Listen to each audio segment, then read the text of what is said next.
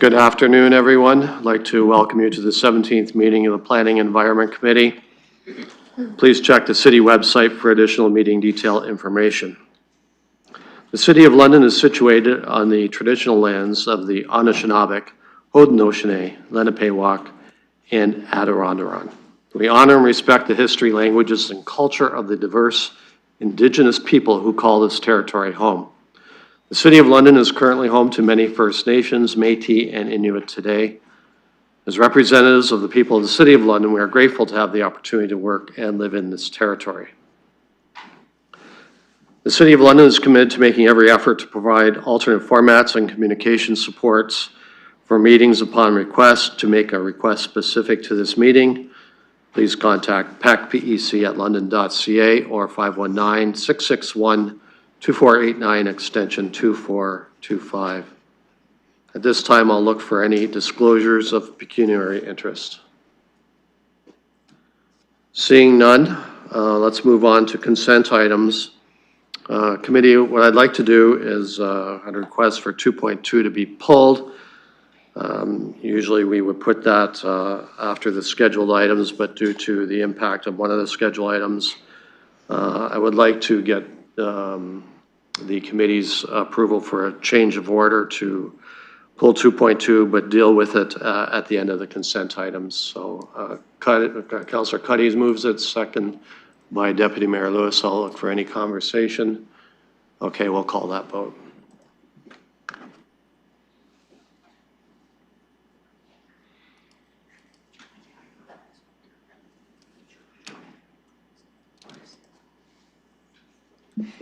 Closing the vote, the motion carries 5-0.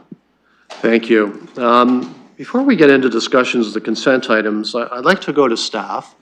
We have a building services report for Q3, and also a housing accelerator fund update for 2025. They're kind of both tie in together, so I'd just like to go to staff for brief comments on both those items. Absolutely. Through the chair, a great opportunity to try to provide a little bit more information for yourselves. And I want to provide a quick update on London's construction and housing activity in general. As of last week, the city has issued over $2.2 billion in building permits. That surpasses last year's record, and that makes this the highest annual total in our history. More than 3,200 permits have been issued, creating over 4,000 new residential units. The Q3 building service report on today's agenda. It shows that strong growth and performance that's been moving forward, and that shift towards the higher density housing and the multi-unit developments up by more than 30%. Through the Housing Accelerator Fund, London has exceeded its federal housing target for the second consecutive year, completing 10 of the 11 initiatives. This also includes new affordable and supportive housing projects, adding over 330 affordable housing units for those Londoners most in need. Also wanted to highlight that the Globe and Mail recently recognized London as Canada's 5th most renter-friendly city and #1 in Ontario. They also recognized London as the #1 in the country for the rental housing availability as well. And this ranking very much just reflects London's growing supply of rental options and looked at 235 cities across the country. These achievements, they very much reflect the commitment of London's home builders and the development industry to building in London. Also reflects the hard work of our housing and community growth team, and that very strong support of Planning Environment Committee and Council in bringing these important projects forward. So very much together we're building those homes, and that the community very much needs right now, and reinforcing London's reputation as a national leader in housing delivery. So thank you very much for that couple minutes. Thank you, Mr. Mathers. I'll go to committee now for comments or questions on the 2.1, 2.3, and 2.4 consent items. Councillor Cuddy.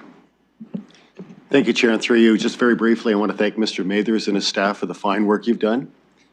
You obviously read the Globe better than I do because I didn't see it, so if you could send that to me, I'd love to show it to my constituents.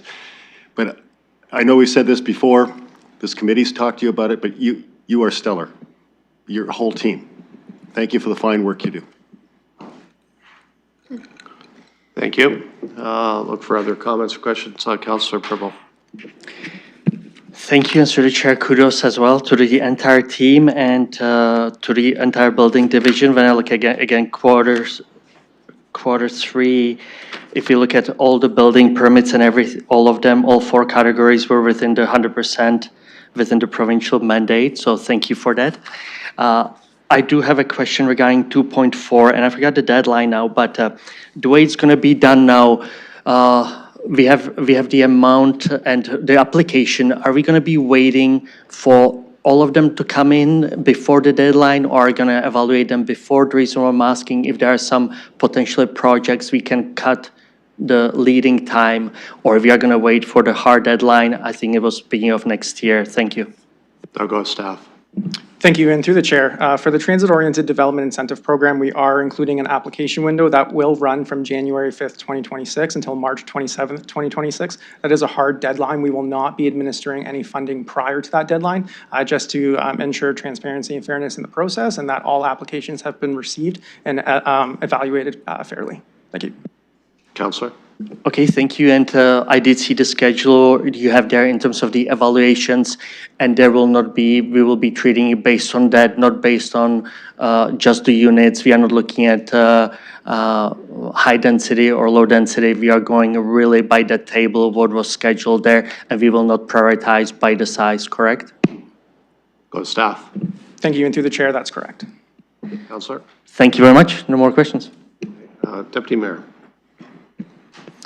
Thank you, Chair, and through you, first I'm going to apologize to staff that I was not able to give them an update on this ahead of time. This is only arising after a conversation I had this morning with a business at our Argyle BIA AGM.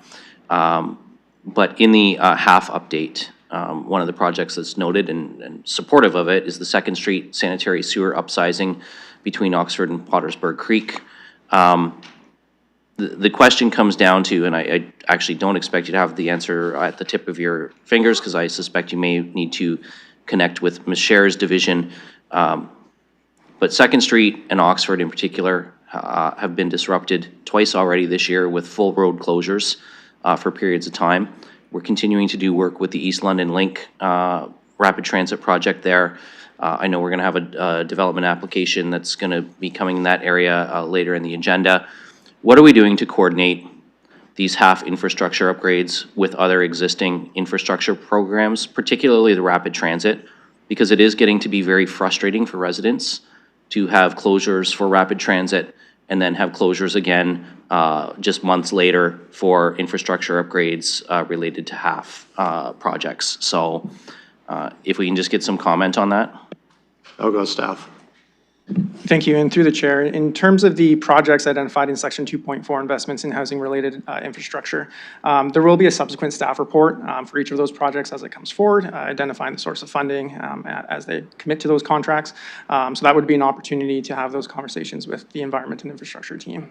If there's a further inquiry that the council would like to make, I'm sure our staff would be happy to respond to that offline. Deputy Mayor. Yeah, I appreciate that. So I will follow up offline on this one in particular.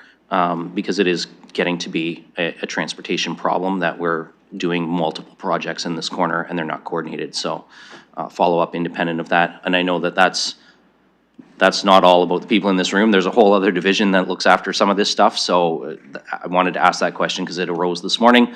And I will follow up with both divisions involved offline to get more specifics on that particular area.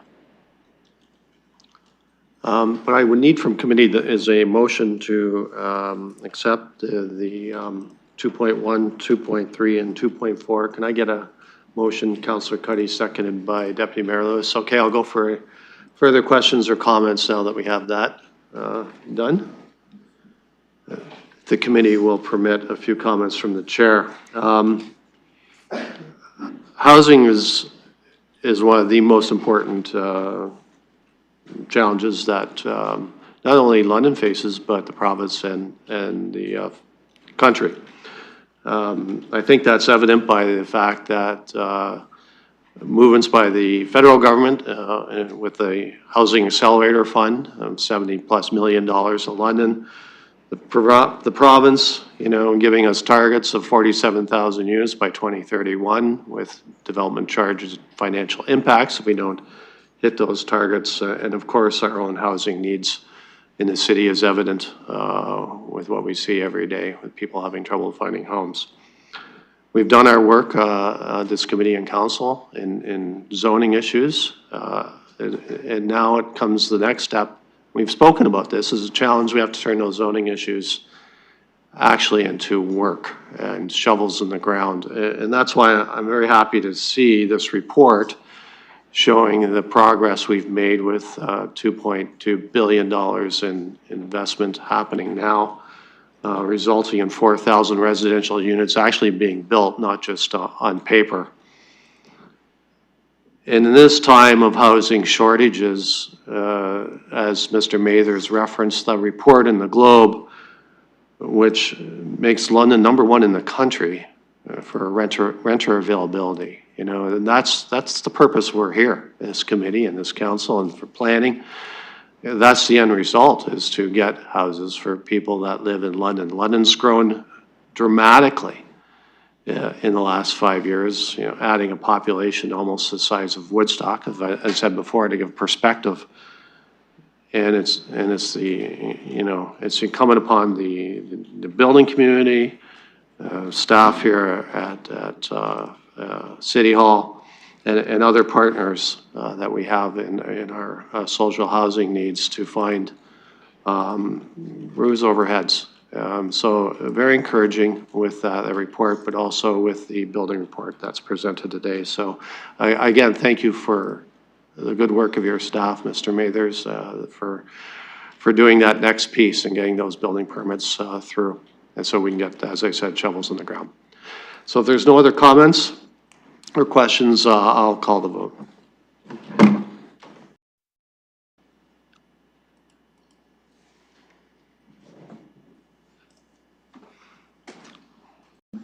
Closing the vote, the motion carries 5-0. Okay, so we're moving to the consent item that was pulled and moved with consent of committee. 2.2 regarding heritage designation of property at 1269 Hyde Park Road. So I'll put that on the floor. Deputy Mayor Lewis. Yes, Chair, and through you, I'm not supporting this. I'm going to move an alternate motion that the notice to designate, the recommendation to designate be refused, not approved. And once that's on the floor, then I'll speak to it. Okay, Clerk, do you have that wording in e-scribe for committee members? I didn't have it prepared, so just give me a second. Okay, the clerk was putting that on e-scribe. Councilor Cuddy, you seconding that motion? Okay, so we'll get, I'm just going to hold discussion until we get that in front of you so people can see.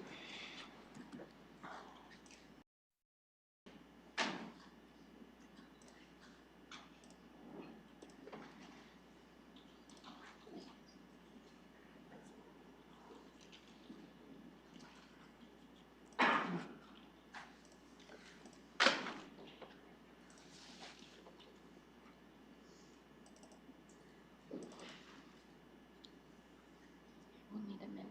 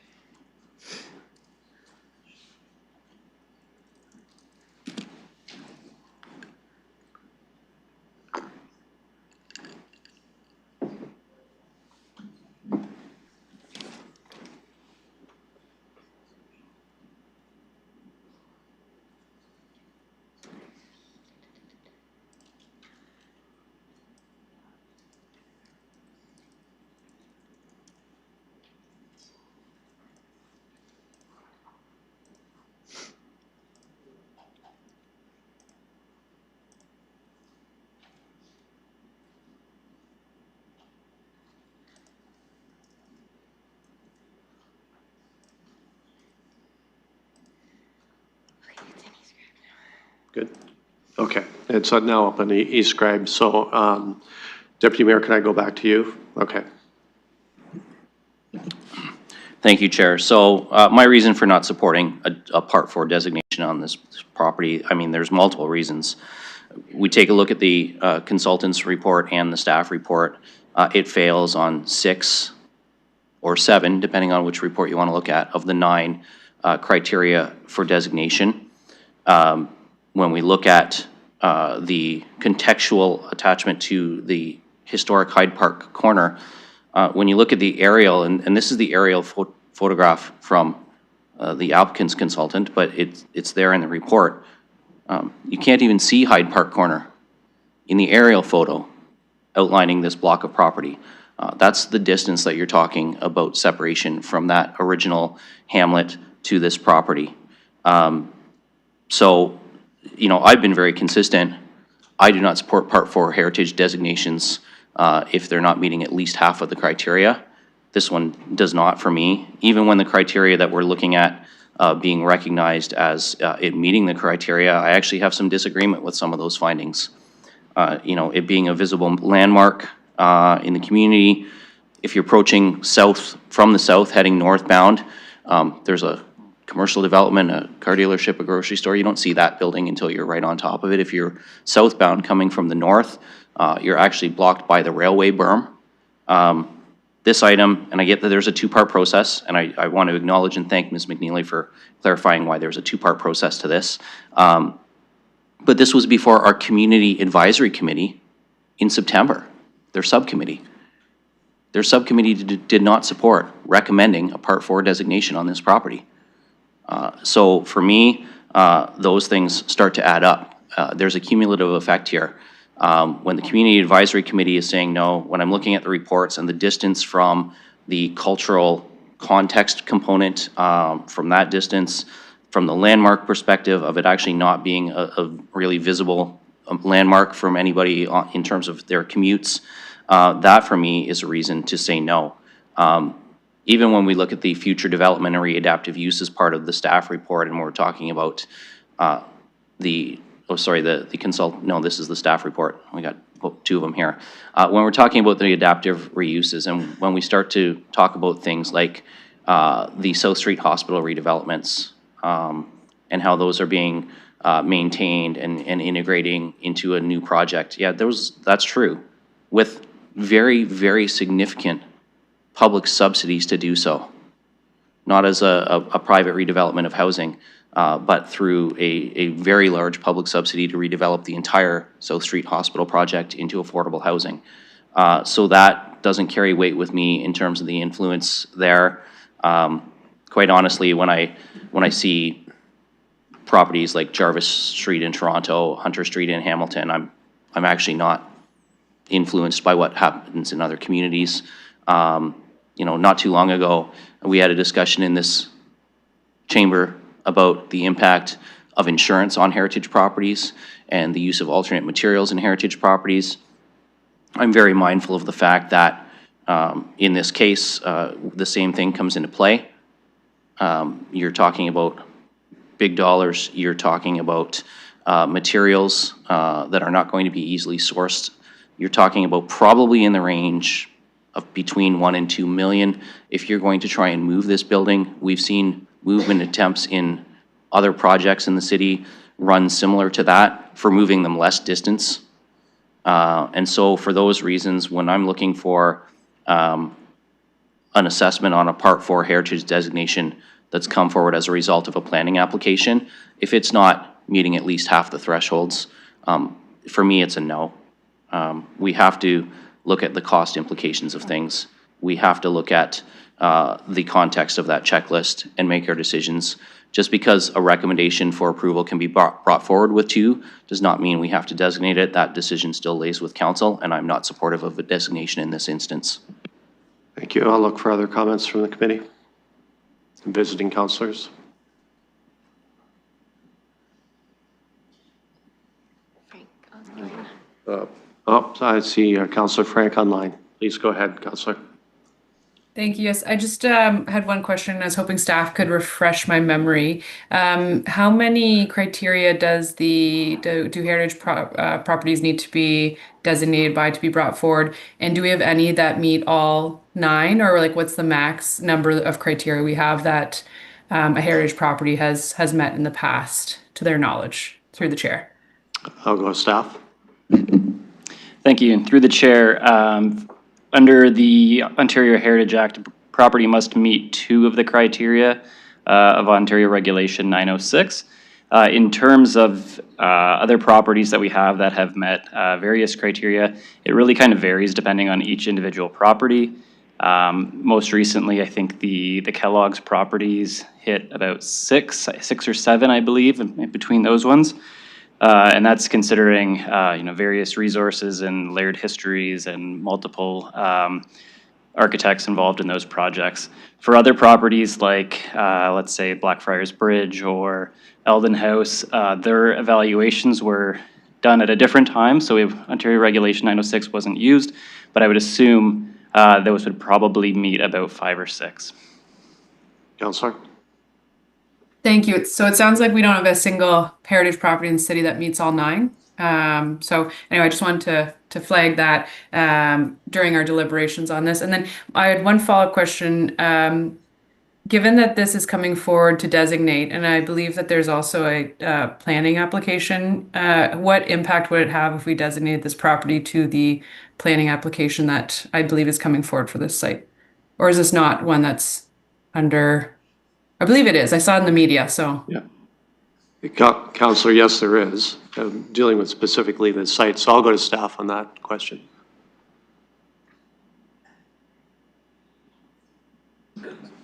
Through the chair, I'm not sure I understand the question. Are you able to repeat that? Counsel, I could try to summarize, but I'll just let you go ahead. You can do Okay. it, yeah.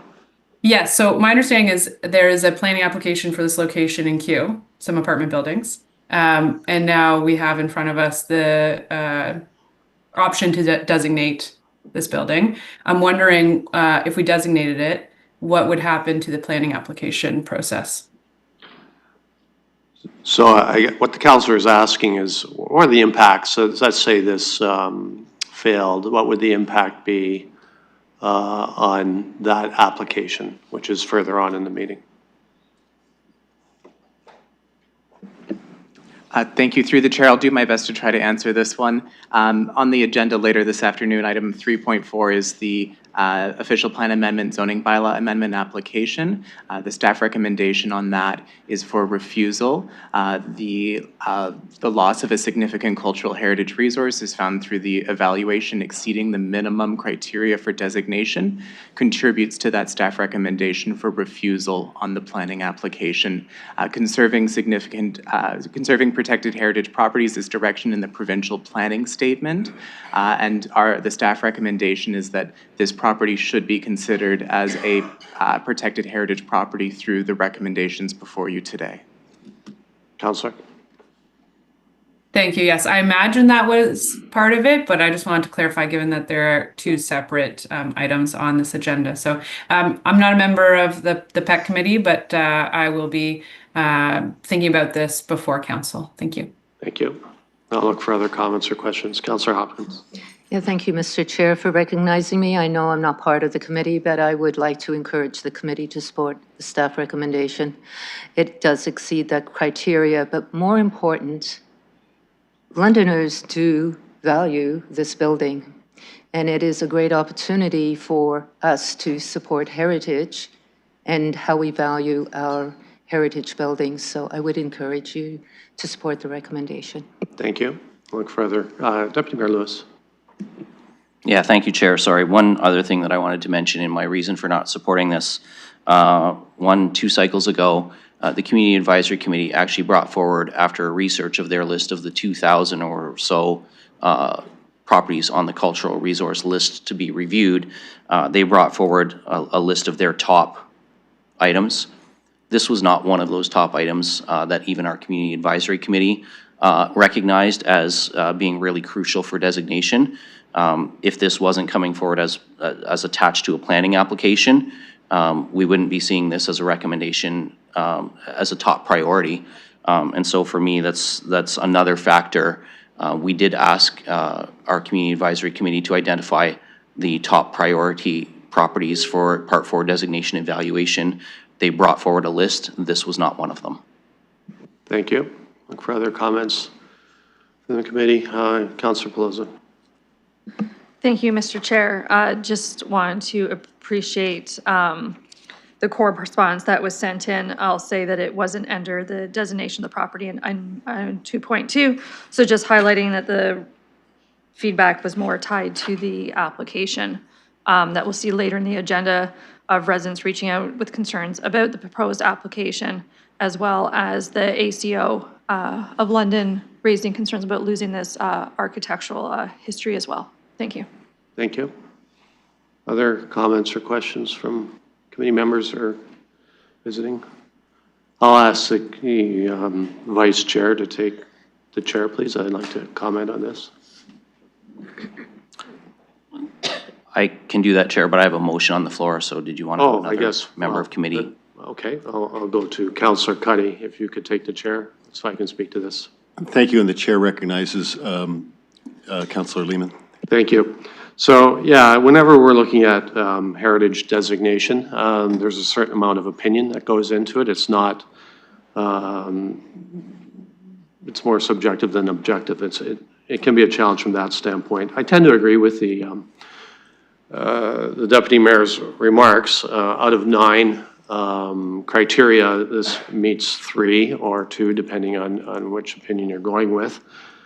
It did not make the list from the Community Advisory Group on heritage when they looked at potential heritage properties, a project that they're working on now. I think they identified 12 or 13 roughly, and this was not on that list. And specifically, when looking at this property, the Heritage Advisory Committee did not recommend this for heritage designation. The other thing I look at too is this property has been around for quite a while, and up until this point, it has not been brought forward by anyone for heritage designation as well. So, so is there an urgent need out there? I tend to believe not. I think there are certain aspects of it that some folks believe that should be designated for heritage, but as a judgment call for those reasons, I will support the motion on the floor. Thank you, Presiding Chair. Thank you, Councillor Lehman. I'll return the chair to you with no other speakers. Thank you. Thank you. I'll look around for any other speakers. Councillor Rahman. Thank you, and through you, I wanted to wait until the Ward 8 councillor had spoken, as this is in his area as well. I understand the motion that's on the floor and the rationale behind it. I will say, though, living in the area, this is an iconic building, and it has a lot of significance to the community, and I can't imagine the landscape without it. So I do hope that we are looking at some options to do something to recognize it if it is not to be registered. Thank you. Thank you. Councillor Pelosi. Thank you. I'll follow up on that to staff. Realizing we have 2 things on the agenda that's interrelated. If heritage status is not granted to this building, and council and committee would like something preserved, if we don't have a heritage status on this property and on this building, do we there inherently lose the opportunity to impose some sort of the building being maintained or recognized as a historical context to that part of the community? I'll go staff. Thank you for the question through the chair. There is no demolition request presently for the building at 1269 Hyde Park Road. However, it is only a heritage listed property, and there is no ability to attach terms and conditions on a demolition request for a heritage listed property. The question really before the committee this afternoon is this resource significant? And if it is significant, how is it conserved? Through the limitations on the site plan process through Bill 23, it's extremely difficult to attach terms and conditions that are related to building design. And I would understand that to include items like heritage commemoration that are outside of the process under the Ontario Heritage Act. You might recall some of the recent decisions that were made about the Kent Brewery, which was designated. And through that designation process, there was commemoration efforts that were able to be secured for the future building on that site. Counselor? Okay, we have a motion moved and seconded. I'll look one more time for discussion or comments. Seeing none, I'll call the vote.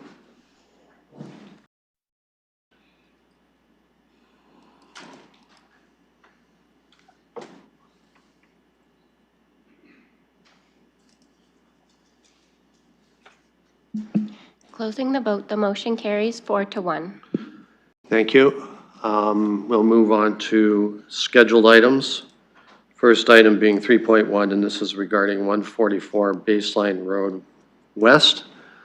I'll look for a motion. And what I'd like to do, we've done this in the past. We open and close public participation meetings. So if I could have the mover and seconder be okay with both those aspects throughout the meeting, that'd be great. Councillor Cuddy moves it, Deputy Mayor Lewis will second it, and I'm assuming that'll be okay for the closing as well, and then throughout the afternoon. Okay, thank you. So I'll call the vote to open the public participation meeting.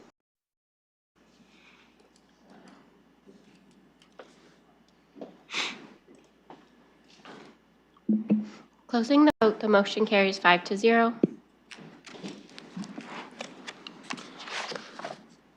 Thank you. So I'll look for the applicant. If the applicant would like to address the committee, please, sir, give us your name, and you have 5 minutes.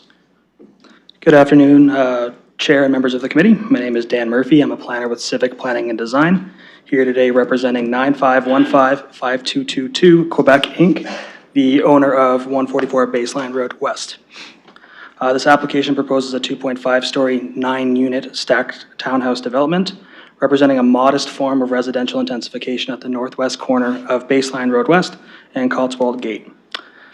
As part of this project, we undertook our own community engagement program to involve nearby residents early in the planning process. Through that, over 70 postcards were distributed to surrounding homes, and we later hosted an online webinar on July 17th to present the proposal and to receive feedback from neighbors. Based on that input from residents and city staff, we made several refinements to the site design, specifically to increase building setbacks, improve parking area setbacks for landscaping and screening, and to enhance the pedestrian connectivity to Baseline Road West. Together, these refinements reflect that strong back and forth with the development team and city staff, resulting in a street-oriented built form that respects the adjacent properties and the surrounding neighborhood. This proposal conforms with the London Plan neighborhoods place type and is consistent with the provincial planning statement.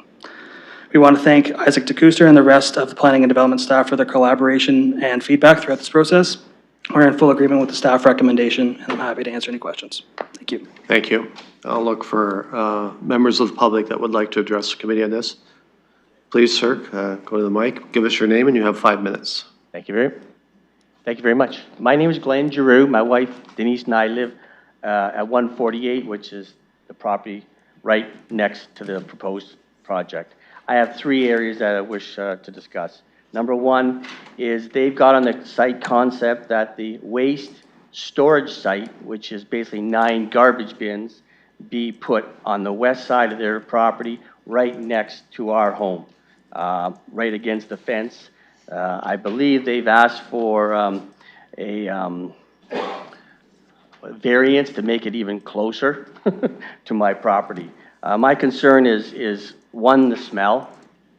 It's easy right now in winter not to think about that, but you have 9 garbage bins right literally against our fence, and the closest window to that property to our property is right around the corner there.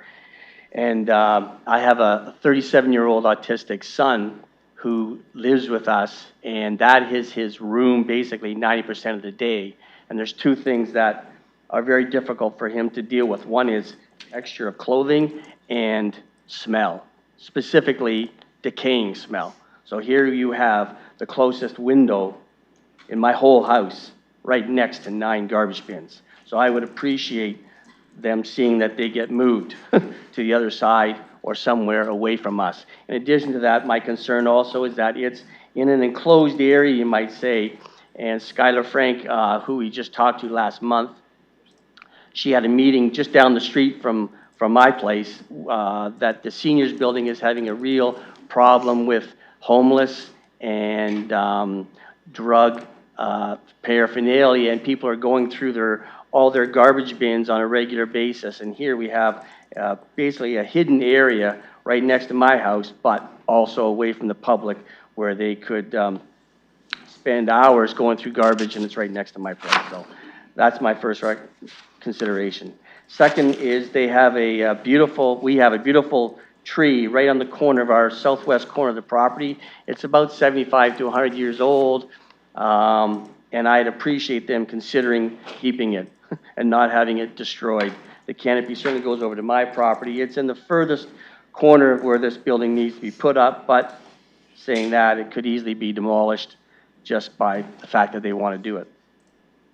And the third area I'd like to discuss is on my east roof line is a fireplace chimney. Now, when you look at the demands for a chimney, it has to be higher or parallel to the roof line, which is what it is. My concern is that they say that if the roof line is higher, then smoke and toxic fumes can be pushed down, and then goes into the room. So I now have a 2.5-story building right next to this chimney. So my concern or my hope is that I'll get some kind of assurance that on a snowy Monday day like we just had, I don't have a fire and find myself having toxic fumes coming right into my family room with my family and all that, because that's what could happen. So those are the 3 points I'd like to discuss. Thank you very much for your time. Hi, Skylar. Thank you. I'll look for another speaker to address the committee. I'll ask the clerk if there's anyone online. There's nobody online. I don't see anyone else coming up to the microphone.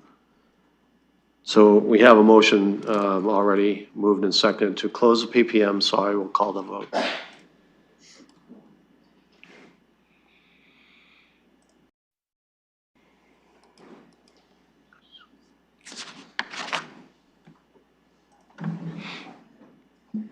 Closing the vote, the motion carries 5-0. So I'll put this on the floor for committee. Councillor Cuddy. Chair, I'll move the staff recommendation. Okay, I'll look for a seconder. Deputy Mayor Lewis. I'll look for comments. Deputy Mayor Lewis. Thank you, Chair. Rather than making any comments myself, I know Councillor Frank is with us, but she's only got a limited time. I know we typically go to committee members first, but I'm going to yield my time and ask that the committee hear from the ward councillor first. Yeah, sure. We'll go to Councillor Frank. Thank you very much. Appreciate that. I did want to make a couple comments and then through the chair ask some questions perhaps to the consultant, given the questions raised by Glenn. Also, hi, sorry I'm not there in person. So as the counselor for the area, I've had a lot of engagement on this application, and you saw some of the concerns listed in the report in regards to traffic and congestion. I did want to share that staff will be looking into some traffic studies for the area to see if there's any traffic calming that can be added, as well as some new crosswalks on a couple of the ends of the street. So I'm hoping that that will address some of the concerns in general in the area, and imagine the limited parking is another one that people are a little bit concerned about, having people park on streets. And then we did hear from Glenn regarding waste storage. So through the chair, I was hoping to confirm with the consultant that there will be some sort of enclosure on the east side of the building away from the west side, and if that could perhaps be confirmed. And then maybe at the same time, I have a question about the tree on the southwest corner. And then I'm not sure if the consultant could ask the question about the downdraft, or if that's something that our building folks could answer, but I am just wondering if we could have those 3 questions asked. So, Councillor, let's start with the first one, the enclosure. Is that for the garbage bins? So essentially, yes. Okay, thank you. So I'll go to the the applicant. Can you tell us, sir, what are the plans for, mitigating the concerns of odors, et cetera, for the garbage bins on your property? Absolutely. And through the chair, the waste is currently proposed to be stored in these little private lockers that would be on the west side of the building. They're set back approximately 1.2 meters from that shared property line with a member of the public. They'd be brought out to the curb on collection day. That being said, the development team is open to looking into other solutions, potentially relocating it on site to where those waste collections can be stored. Okay. Councillor, I'm just going to go through your list and then I'll go back to you, okay? Regarding the tree, the concern of the tree removal, what are your comments on that? Through the chair, tree preservation plan was submitted as part of the zoning bylaw amendment application. That tree in question will be preserved as part of this development concept. Okay, thank you. Councillor, I forgot your third question. Could you remind me? Or was there a third? Yes, the downdraft in the chimney. I don't yes. understand the science of it, but maybe staff will. Yeah, I might go to staff on that with the concerns of downdraft coming in from in the chimney area. I'm not too sure if that can be answered or if that's something that I need to go the applicant on.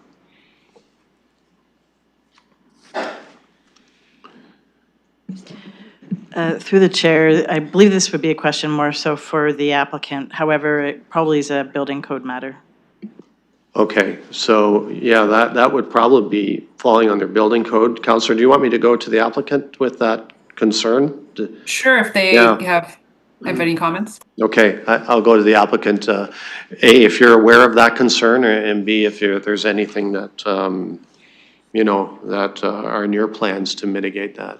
Through the chair, this would have to be looked at further through the building permit and detailed design phase. Definitely take that into consideration. However, existing zoning, I will mention, would allow for up to 3 stories currently as of right. So that's just something that would, inform our designs and such. But yeah, definitely something we can look forward to. Thank you. Councillor? Thank you, I appreciate that. And I think it's important, given that there is a request for reduced setbacks, so the building will be closer to Glenn's house, that is looked through. But I assume that if building code would prohibit something like that, then that will be resolved through building code. I just want to make a couple comments. So I do want to say thank you, especially to Glenn, for being so thoughtful and thorough in his communication. And I think that it really raised some good, valid points. I did hear from the consultant they're willing to have the enclosure be located away from that shared property line, given the concerns of smell in the summer. I think Glenn articulated it really well, but it'd be nice if it was located either in the back or on the east side of the building, given the west is the shared property line. So given we don't have site plan control, I will just ask in good faith that the consultant and the applicant do their best to respect and honor that discussion. And then in general, I am supportive of this application. I do find that it's a good location, and I do think the consultants have tried to make an effort to make it compatible within the area. I will share that there are ongoing concerns along this strip of baseline at the growing propensity for density.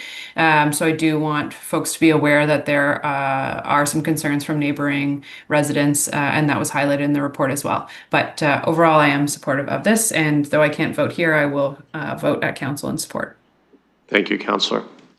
I'll look for other comments. Deputy Mayor, did you want to weigh in here, or? Yeah, go ahead. No, I'm just going to echo Councillor Frank's comments to the applicant while they're here. You've expressed your willingness to work on an alternate garbage management option. We don't have site plan approval, but given the reduced side yard setback, again, I'm going to say the same thing. I'm going to take it on good faith that you're going to follow through on that. I don't think the west side is the appropriate place for the garbage location given the reduced setback. So please find another spot on the property to respect the neighbor with the reduced side yard setback there. Thank you. Look for other comments from committee, questions, or visiting councillors. We have a motion moved and second, and I'll call the vote.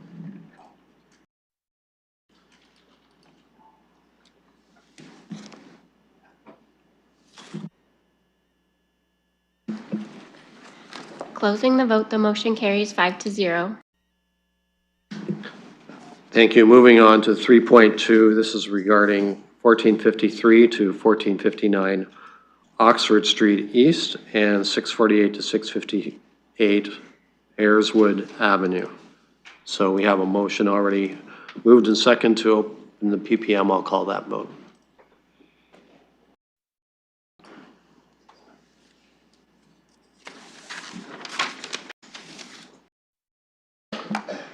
Closing the vote, the motion carries 5-0. Thank you. I'll look to the applicant. I'd like to address the committee. Please, ma'am, give us your name, and you have 5 minutes. Good afternoon, Chair, members of committee. My name is Lauren Suley, and I am an urban planner with Civic Planning and Design, Inc. I'm here today representing our client, Red Maple Properties, Inc., who are the owners and developers of this project. I'm also joined today online by Paul Champagne, who is from Red Maple Properties, Inc. This application is to permit a mixed-use apartment building on the lands known as 1453 to 1459 Oxford Street East and 648 to 656 Ayreswood Avenue. The proposed development consists of a 25-story apartment building with 352 units and ground floor commercial space, and the development concept also proposes a new lay-by parking area off of Ayreswood Avenue located in the public right-of-way to accommodate resident drop-offs, pickups, and food delivery. This proposal conforms to the policies of the London Plan, which direct high-density and mixed-use development to rapid transit corridor place types to achieve transit-supportive densities. From a form perspective, the proposed development represents the desired massing of new development along a rapid transit boulevard. The proposed zoning bylaw includes enhanced building setbacks and stepbacks beyond what is required in the Transit Station Area 1 base zone, recognizing the existing residential development, low-density residential developments to the south. We would like to thank staff for their work on this proposal. We are in full agreement with the recommendation, and we are available to answer any questions. Thank you. I'll now go to members of the public that would like to address the committee on this. I'll ask the clerk if there's anyone online. There is no one online. I don't see anyone coming to the microphone, so we have a motion moved to and seconded to close the public participation meeting, so I'll call that vote now.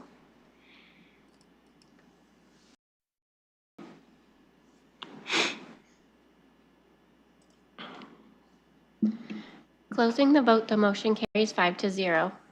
Thank you. So I'll put this item on the floor. Councillor Cuddy.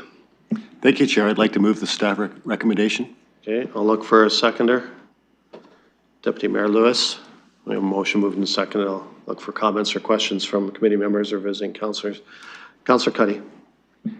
Thank you, Chair. And since this is in my ward, I'd like to speak to it, and I'll be very brief. You know, when I came onto this job 3 years ago, I think I had a call from Mr. Champagne, and I had no idea what this was about. No one, as much as I'd like to take credit for this, I had no idea that there was a proposed building going there. And so we had a nice conversation. And then I worked my way down to Deputy Mayor Lewis's office and said, do you have any idea what's going on at Ayreswood? And so we had a good conversation, and he filled me in. And since then, Mr. Champagne and his team, the planners, they've been excellent to work with. And this project, Chair, is coming at a perfect time and in a perfect area. It's an area that needs development. We're seeing a lot of development on that Oxford corridor right now. We have the BRT starting up shortly through there. But also, Chair, this is an area where some of these homes that are coming down and for this development to go up, it's going to really make a huge improvement. I will give Deputy Mayor Lewis credit because he actually came up with the idea of I think a breezeway, I'm not sure what you'd call it, for Ubers and Uber Eats to pull in off the, to accommodate so we don't hold up traffic. But in closing, I will say thank you to the developers, or to the developer, Mr. Champagne. Thank you to the planning group, and also to our staff. Thank you. Look for other comments or questions on this particular thing. Deputy Mayor Lewis. Thank you, Chair. So this one goes back to 2019 for for me and Councillor Salee previously in Ward 3. We were the only two to support a previous iteration of this development that had a holding provision on it, but council wasn't comfortable with the holding provision with regard to the sanitary servicing. I raised earlier in the meeting the half funding with the second in Oxford sewer upsizing.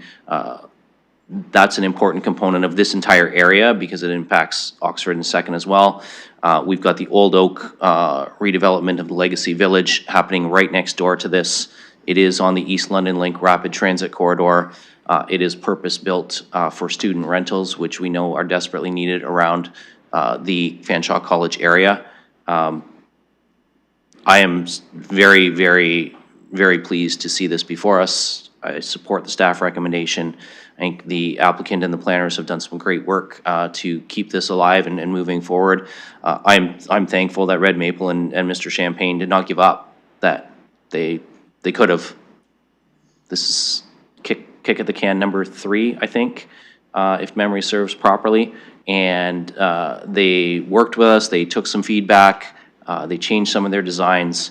What we have here is going to be an excellent redevelopment of what Councillor Cuddy, I would agree with his comments, is an area that's, you know, in the last couple of decades has sort of been in decline.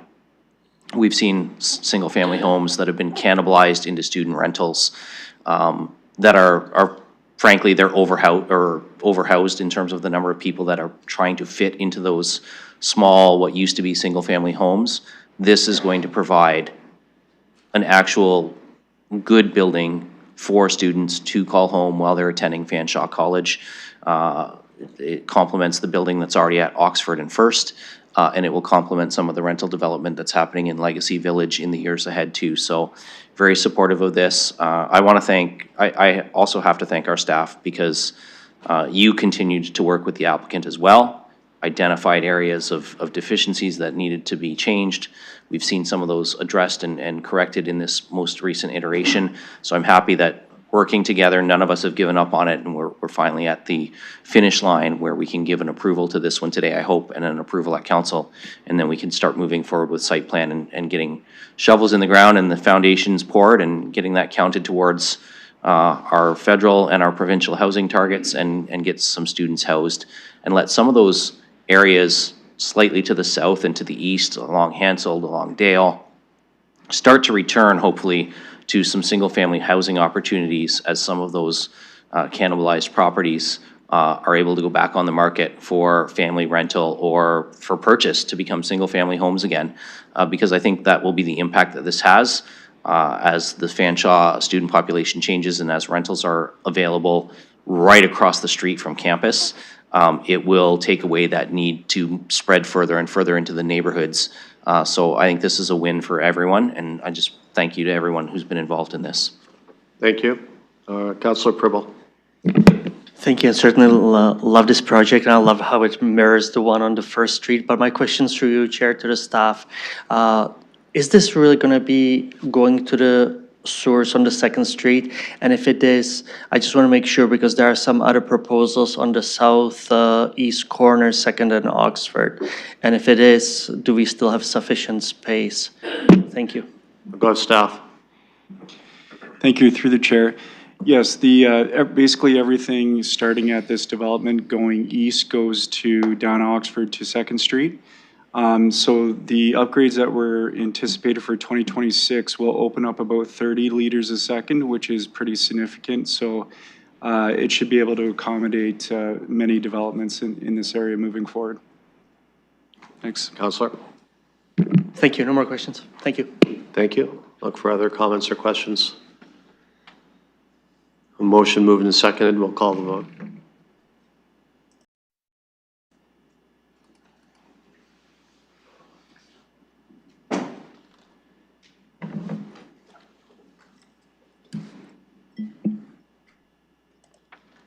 Closing the vote, the motion carries 5-0. Thank you. Moving on to 3.3. This is regarding 1447 to 1449 Dundas Street and 684 to 690 Hale Street.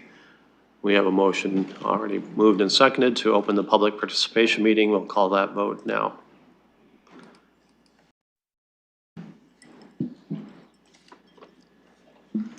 Closing the vote, the motion carries 5-0. Thank you. I'll look for the applicant. There she is. Please give us your name, and you have 5 minutes. Thank you, Chair.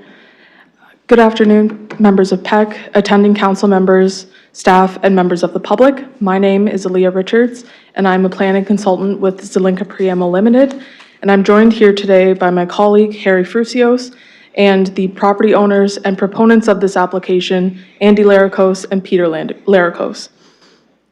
I'd like to start by thanking staff for their continued efforts in processing this application. Even though there are elements of the staff report that we are in agreement with, we respectfully disagree with the staff recommendation for an alternative amendment that supports a maximum height of 15 stories. We submitted a letter to PEC that is on the added agenda that requests a number of revisions to the draft zoning bylaw amendment that is attached to the staff report. In summary, it is our opinion that the requested height of 18 stories is appropriate in this instance, as the subject lands are within 500 meters of the boundaries of the primary transit area and both the rapid transit corridors and the transit village place type that extend along Dundas Street and Highbury Avenue. This height can be seen as an appropriate transition between the 15 stories permitted in the urban corridor place type that extends westward along Dundas until it changes to the rapid transit corridor place type at the intersection of Dundas and Highbury, where 25 stories is permitted. The subject lands are located along a primary east-west corridor and are in close proximity to a range of convenience and day-to-day needs for future tenants of the proposed buildings. We note that staff are supportive of the proposed density. However, we believe that this density is best achieved within the 18 stories in accordance with the provided drawings. Otherwise, a different design that would include larger floor plates and a reduced outdoor amenity and landscape open space would be required to achieve the same density within 15-story buildings. We also do not agree that the approval of our application is precedent-setting or that it does not uphold the integrity of the recently approved heights review. All proposals should be evaluated on their own merits based on the specific context and characteristics of the site and the surrounding area. In our opinion, the height standards that were approved as part of the heights review process are not intended to be applied rigidly in every circumstance. There may be certain situations, such as this application, that warrant additional height for the reasons already provided. A community open house meeting was held on March 27th of this year and was well attended by members of the community. To date, there has been no public opposition to the proposed development. Lastly, in our letter, we have requested some revisions and minor adjustments to the draft zoning bylaw, primarily to permit the proposed development as per the submission material, and to allow for some flexibility in building design during the site plan application stage and to avoid potential zoning issues down the line. We note that staff did not prepare a draft official plan amendment to recognize the proposed height increase. We have requested the OPA be approved for council consideration together with the revised zoning bylaw amendment. We have also been in communications with CN regarding their comments relating to the proximity of the development to the rail line and are pleased to advise that our clients have signed a commitment letter to work with CN throughout the approval process and enter into a development agreement with them. As such, the H-180 holding provision is not necessary to be applied to this ZBA. Thank you for the opportunity to present our comments this afternoon, and we remain available to answer any questions you may have regarding our letter or our presentation. Thank you. Thank you. I'll look for members of the public to address the committee. I'll ask the clerk if there's anyone online. I don't see anyone approaching the microphone, so I'll call the vote on closing the public participation meeting.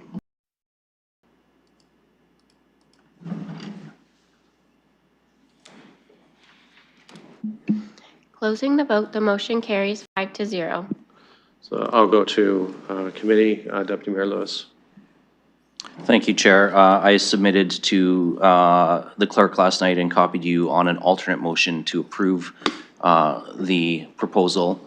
So I'm just confirming that we've got that ready in eScribe. And then I'm going to move that, and once we have a seconder, I'll speak to it. Okay, thank you. I'll ask the clerk if that is up in eScribe. She has confirmed it is up, so I'll look for a seconder. Councillor Cuddy is second. So do you want to speak to it? Thank you, Chair. So again, with this one, Ms. Richards spoke to the community engagement session in March. I attended as well. Lots of community interest, lots of good questions, and lots of community satisfaction with the plan when we left. We didn't actually have any opposition coming from the people who attended the open house that night. They had some good questions. Once those questions were answered, they were very supportive of this moving forward. I mentioned earlier in the meeting, I was at the Argyle BIA AGM this morning. Warehouse Guys owner Chris Metron is a member of that board. He was at that meeting. He was aware that this is coming forward this afternoon. You know, the most immediate neighbor to the north, very supportive. Can't wait. He wanted to know when he could come out and start helping dig the hole. So that's the kind of feedback that I've been getting. I also, and I know that staff have to interpret our official plan things in black and white. I think this is exactly why we have a planning committee, because we do get to operate a little bit more in the gray and look at very site-specific realities and whether or not a little bit of variance is okay. We are looking at ground floor commercial here. It's the main corridor of the Argyle BIA. Ground floor commercial is obviously a different beast than residential rentals. And so when we're looking for those ground floor commercials, which I don't think we want in every development anyway, but certainly in our BIA corridors we do, then I think we have to be a little more flexible on the height, because it's the residential component that makes these projects viable.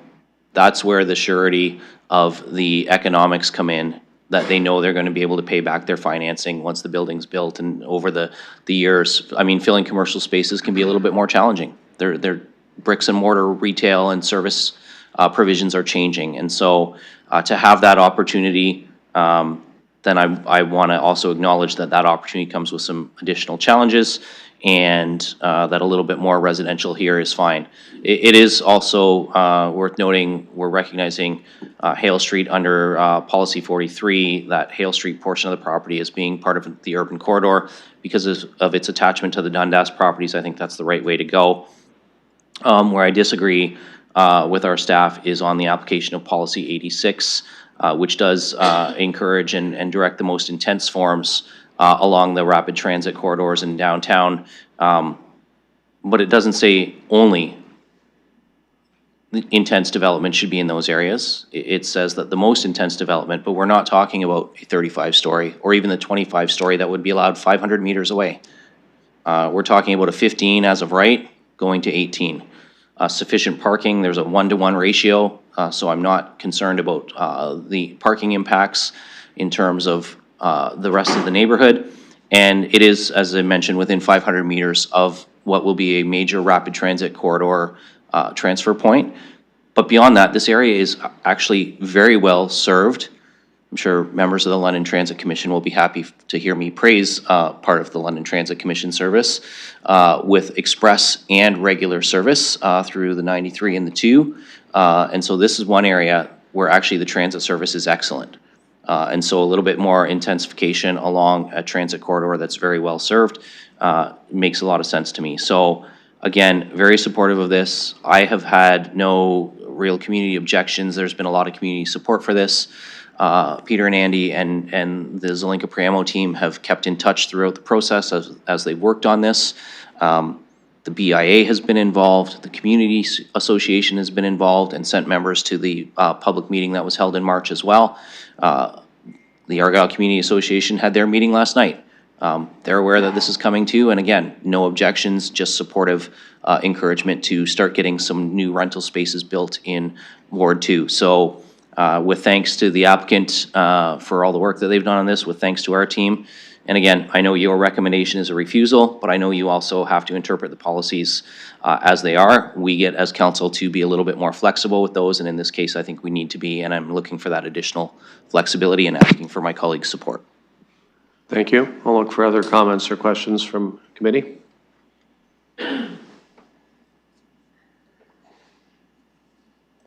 Councillor Pelosi.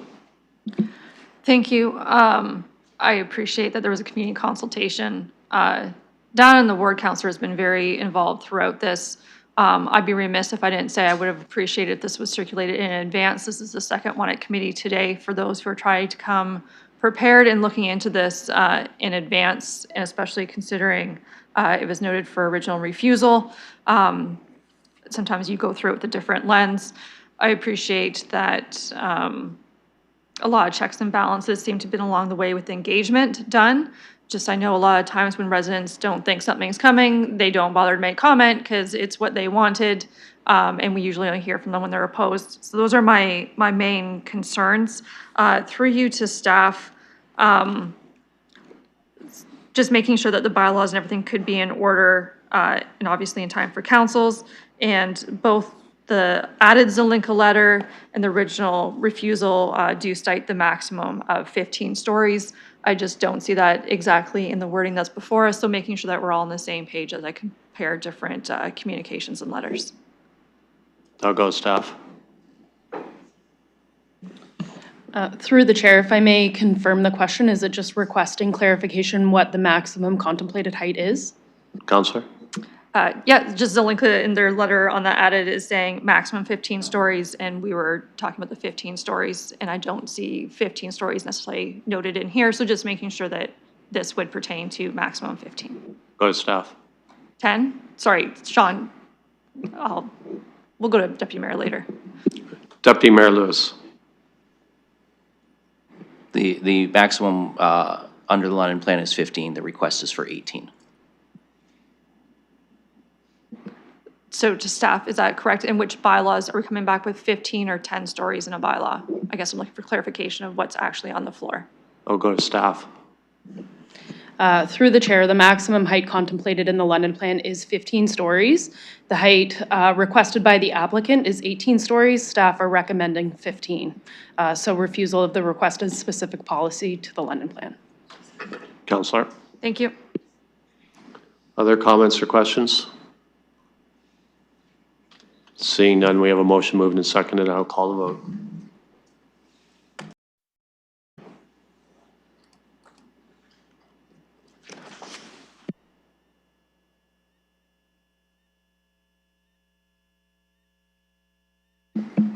Closing the vote, the motion carries 5-0. Okay, moving on to 1269 Hyde Park Road. We have a motion moved and seconded to open the public participation meeting. So I'll call that vote.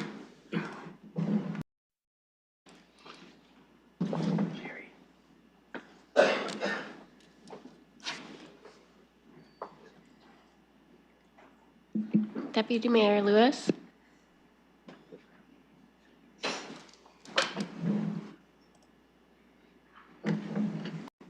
Closing the vote, the motion carries 5-0. I'll look to the applicant. I'd like to address the committee. Please, sir, give us your name and you have 5 minutes.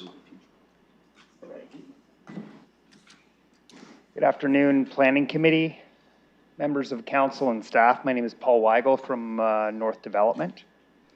Just want to be here to represent our project. Mr. Weigel, can you just raise the mic up closer? Is that better? Yeah, much. Thank you very much. Good afternoon, Planning Committee, members of council and staff. My name is Paul Weigel from North Development. I'm just here to speak to this application and answer any questions. So to date, this project has had extensive design reviews, planning, has gone into this proposal, particularly given the site's challenges and its opportunities, including the railway to the north, the alignment of the driveway, and of course the existing structure that's located in the center of the property. This project, we feel, does transform an underutilized site into a development that adds much needed housing density to Hyde Park without negatively impacting any existing residents. This is a rare opportunity, we feel, in infill development. In addition to new residential units, the plan introduces street front commercial space along High Park Road, as well as connects the municipal walking trail to the east directly to High Park Road, improving accessibility and community connectivity. City staff's Housing Needs and Assessment Report for Hyde Park, presented to this committee on April 29th, identified this area as having the highest concentration of unaffordable houses and among the highest example of core housing needs across the City of London. Overall, we feel this proposal represents a win-win for both Hyde Park and the City of London by delivering attainable new housing needed, local economic support for businesses, and improved community linkages. In addition to myself, I also have representatives, Megan and Frank from Stantec, our heritage consultants here to answer any questions about the heritage aspects of this project, as well as discuss the commemoration plans we've included in our report. Thank you, and I'm here to answer any questions. Thank you. I'll look for other members of the public that would like to address the committee on this particular item. I'll ask the clerk if there's anyone online. No? There's no one online. Please, sir, give us your name. You have 5 minutes. Mohammed Musa. I don't know where to start.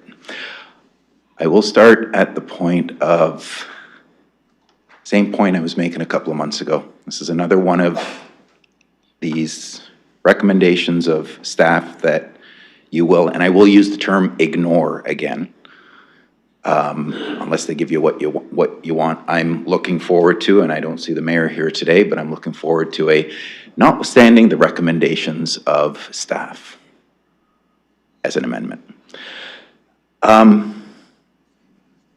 I stopped having an opinion on things or trying to point you towards the proper legislation or policy considerations. I'm more concerned right now with the consistency. The inconsistency of the staff, sorry, my apologies to staff, of this committee and ergo council in how they rationalize what they push through and what they do not, or what it does and does not. To the chair, through the chair, you pride yourself on consistency. Yet in 2022 and in July of this year, you voted against the exact same type of situation at Capulet and Oxford, close to the railroad tracks, close to a transit center, which had the advantage, and I see nothing here with step down or any of the density or the increased heights. And I would ask for councillors, through the chair, I would ask for councillors to please rationalize to us as Londoners how you come up with your decisions. Because the only consistency we can see is the inconsistency. So, and you wonder why people question your motives. I will not question motives or cast any aspersions onto what your motives may be. But frankly, as a resident of London, I play a little bit of game with myself to see if I can predict how each member of committee and council votes on things. Surprisingly, with respect to the Oxford and Capulet, although you voted against it numerous times in 22 and in July. Mr. Chair, I'd respectfully remind the member of the public that we're not here to discuss the Capulet application. We're here to discuss 1296 Hyde Park Road. Thank you, and yeah, I support that comment coming from the Deputy Mayor. Please keep your comments to the item that we're discussing this afternoon. Somehow I thought that point of personal privilege or point of order might have been called. I'm only asking with respect to reconciling this decision with previous decisions? I mean, is that not fair for me to ask, or am I being told I cannot refer to a previous application and compare and contrast it with this one? Is that, may I ask the I'm chair? just asking you to keep your comments to this particular application. Okay. With respect to this application, may I have, not from staff, may I have don't expect it, but I'll put it on the record, you're comparing and contrasting and reconciling with previous decisions of the exact same type of application. I do have one question to staff, though. If this application requires, upgrades to pumping stations and stuff, is it going to be on the developer, or is it going to be pushed on to the taxpayers of London, the overburdened, overstressed, and overtaxed taxpayers of London? Thank you. I'll look for other comments or questions from, or other comments, sorry, from the public. Again, I'll confirm with the clerk if there's anyone online. No? Okay. So we have a motion to close the public participation meeting and seconded, so I'll call that vote.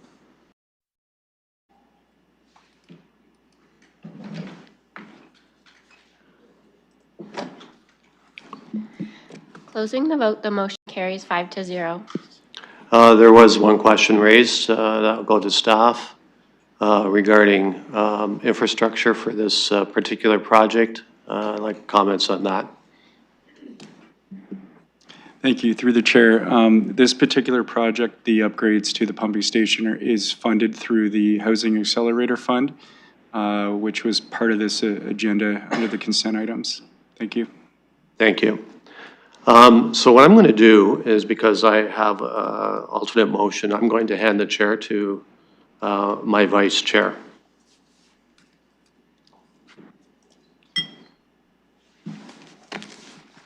I will take the chair. Councillor Lehman. Thank you. So I do have an alternate motion that has been circulated, I believe, and I'll ask, through you, Chair, if you can confirm with the clerk that it is in eScribe. And I will check with the clerk on that. Ms. Mason, if you can confirm. I just have one question.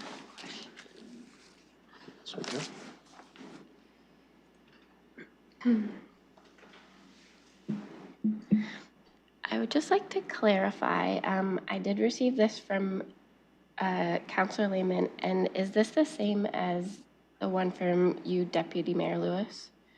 Is it similar, or are they different?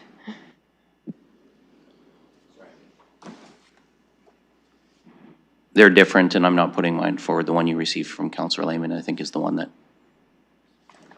he's asking to be put in eScribe.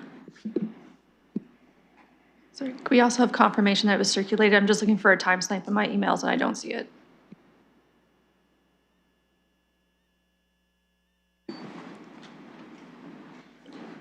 Councillor Pelosa, I did not receive it either, so if it was supposed to be circulated, it did not get circulated, so. But we'll just make sure the clerk's got. Once the appropriate motion is in eScribe, can I just get a thumbs up from the clerk, please?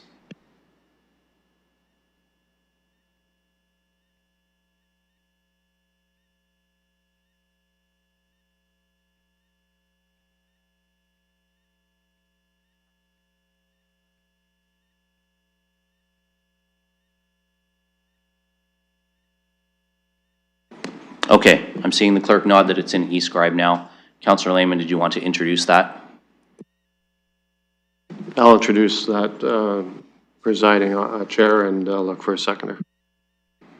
And you just want to give us the gist of your alternate motion? Yeah, so the gist of the motion, and then once I get a seconder, I'll go to further into it. It is to give approval for this development to go ahead, as well as the commercial side of things, and then some additional site plan direction. And I do see a councillor in Councillor Hillier indicating his second. So if you'd like to speak to it now, Councillor Lehman, or did you want to go to other councilors Yeah, first. no, I'll speak to it now. There's a number of issues, and please, if you could give me a kind of a heads up when I kind of get to 4 minutes, so I don't, because there's lots to speak to here. Basically, this comes down to two things. One is heritage, and the second one is height. So I'll speak to heritage first. I didn't support the heritage designation earlier in the meeting for the reasons that I gave. There were comments made during that discussion about incorporating heritage attributes into the development, which I have included in my motion to request that consideration be given at site plan. So I'd just like to go to the applicant right now through you, presiding officer, and just get a general feeling for the willingness to incorporate heritage features and material into the new build. So we will go to the applicant. I know there was comment about that in the submission that they made, so we'll go to the applicant for further.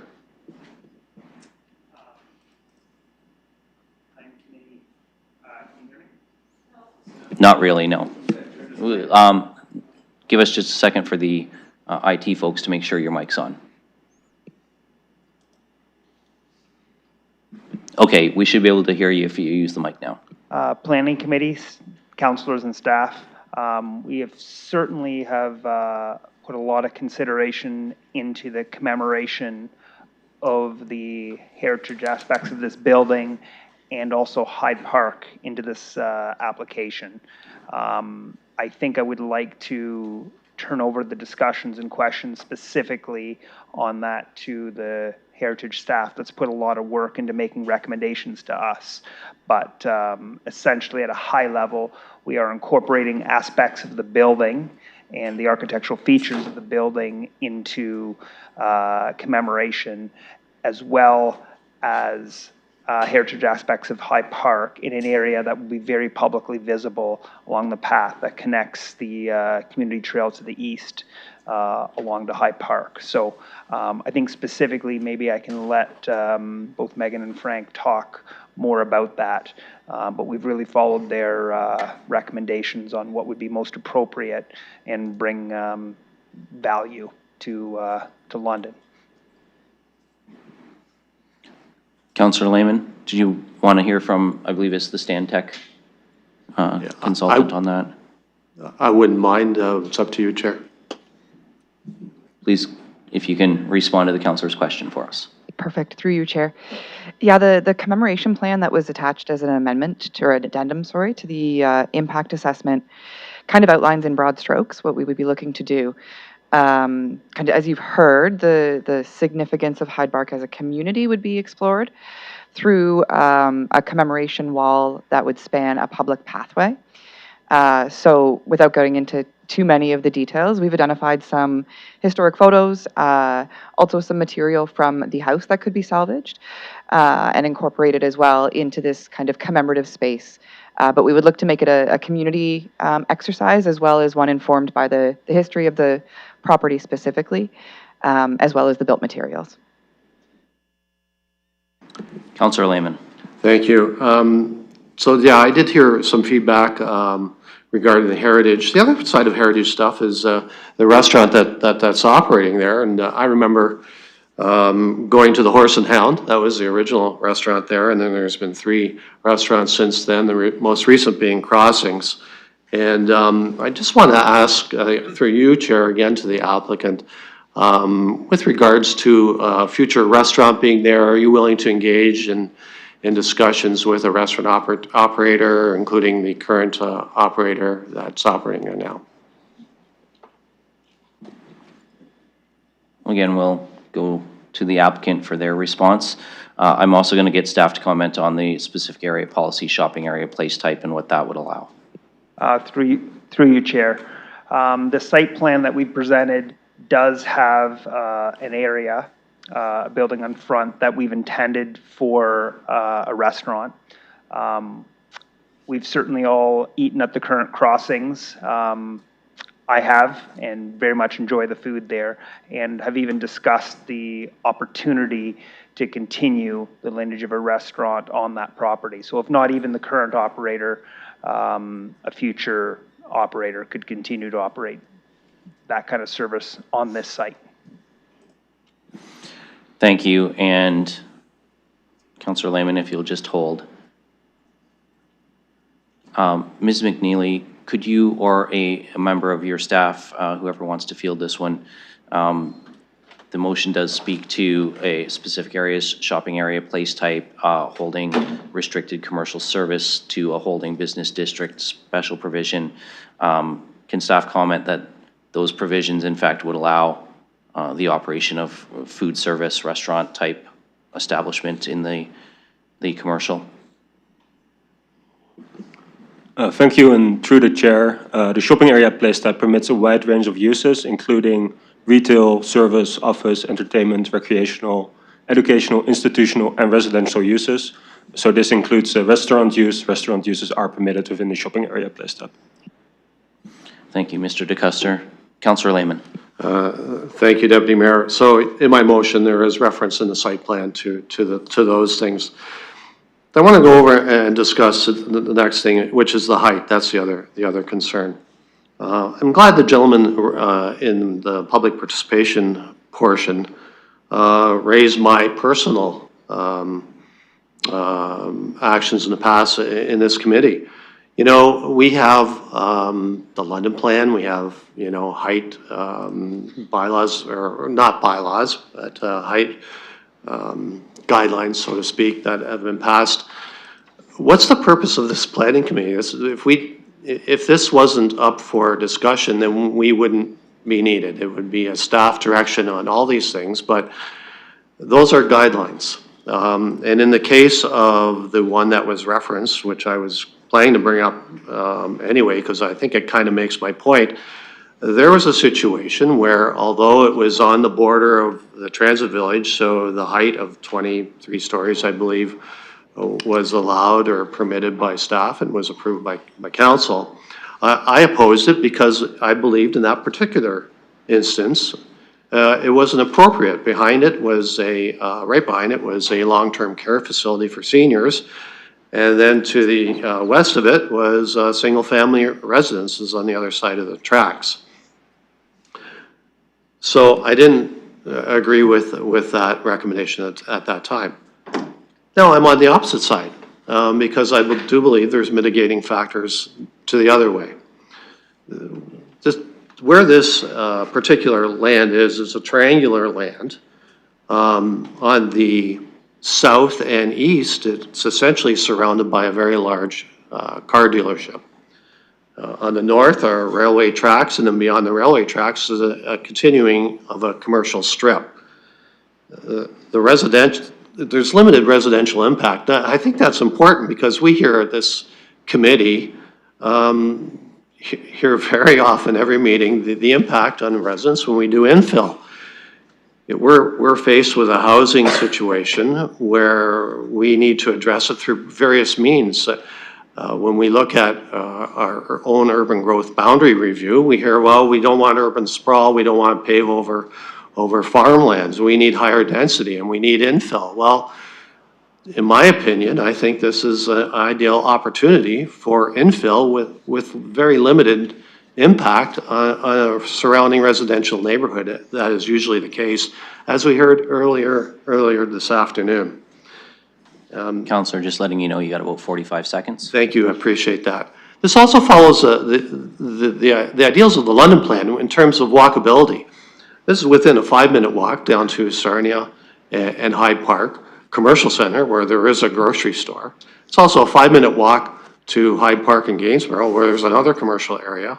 Oh, and by the way, on that 5-minute walk, you're going to pass an 18-story and a 14-story and a 12-story apartment building. So I don't think it's out of context in the surrounding area.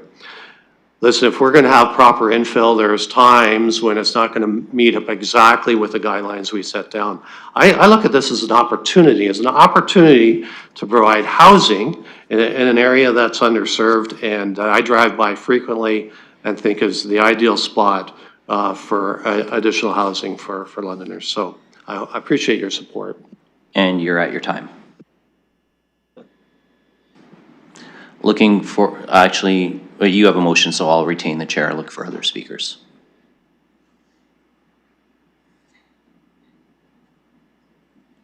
Seeing none, Councillor Hopkins. Thank you. I was just waiting for committee members to make comments, but thank you for recognizing me.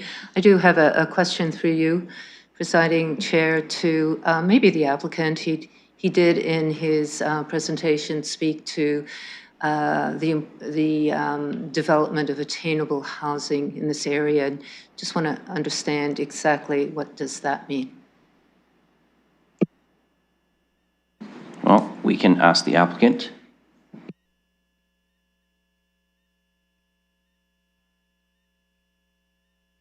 In this case, attainable housing refers to the intention here is rental housing, and rental housing of a size and scale that is, I'm reticent to use the word affordable as technical definitions, but typical rental housing that is within the means of people to afford, pay for, and live in. Councillor Hopkins. Thank you for that. And I would just like to make a comment here that I am still going to spend some time before this comes to council with the heritage designation that is not on this property right now. And we're here talking about a commemoration of some sorts. I appreciate the comments from the gallery on the plans going forward. But I would also suggest maybe reaching out to the Hyde Park BIA as well. Still not sure if a commemoration is going to be enough. On this property, it is something that does belong in the, has significance in the community. And I just want to make those comments again. Thank you. Thank you, Councillor Hopkins. I will note that the Hyde Park BIA did send a letter in support of the application. Their concern was to ensure that there was ground floor commercial dedication, and that was addressed. So just wanted to draw people's attention to the fact that that letter, it was part of the package. It was a part of the added, though. It was not part of the original. So just want to make sure all colleagues are aware that there was an added communication from Ms. Spakowski at the Hyde Park BIA.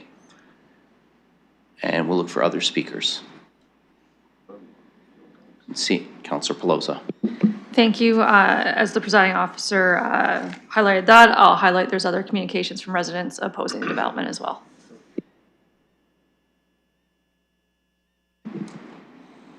Any other speakers? Seeing none, I'll ask the clerk to open the vote.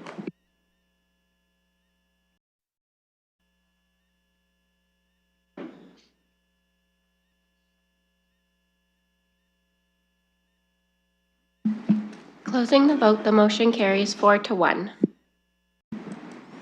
And I will return the chair to Councillor Lehman. Our next item is 3.5, the 4402 Colonel Talbot Road. Thank you for taking on those duties. As you said, it's 3.5 regarding 4402 Colonel Talbot Road. I'll call the vote for opening the public participation meeting.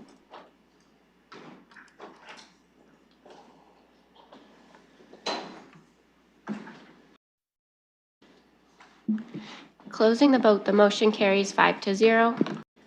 Thank you. I'll look for the applicant. If the applicant would like to address the committee, please, sir, give us your name and you have 5 minutes. Good afternoon, Chair and members of committee. My name is Jerzy Smolarek. I'm a partner at Civic Planning and Design, here today representing our clients, Lambeth Health Organization, who are the owners of 4402 Colonel Talbot Road, the subject property. This project is the third and final phase of the McEachern Elementary School redevelopment and comprises of a recently severed parcel of land at the south end of the former school site with frontage onto Mariano Drive. The application is to permit a 3-story cluster townhouse development consisting of 31 units. Due to the configuration of Phase 3 and the newly severed parcel, all access, vehicular and pedestrian, will occur from the end of Mariana Drive. Townhouses are rare in Lambeth. In fact, only 16 units exist south of Main Street. As such, we believe that this is a great example of modest infill development that will help improve housing diversity in Lambeth, allowing existing and future residents to age in place. We'd like to thank staff for their work on this application. We are in full agreement with their recommendation. Additionally, we would like to thank the committee for their time and consideration of the application. We are available for questions as they arise. Thanks. Thank you. I'll look for members of the public that would like to address the committee.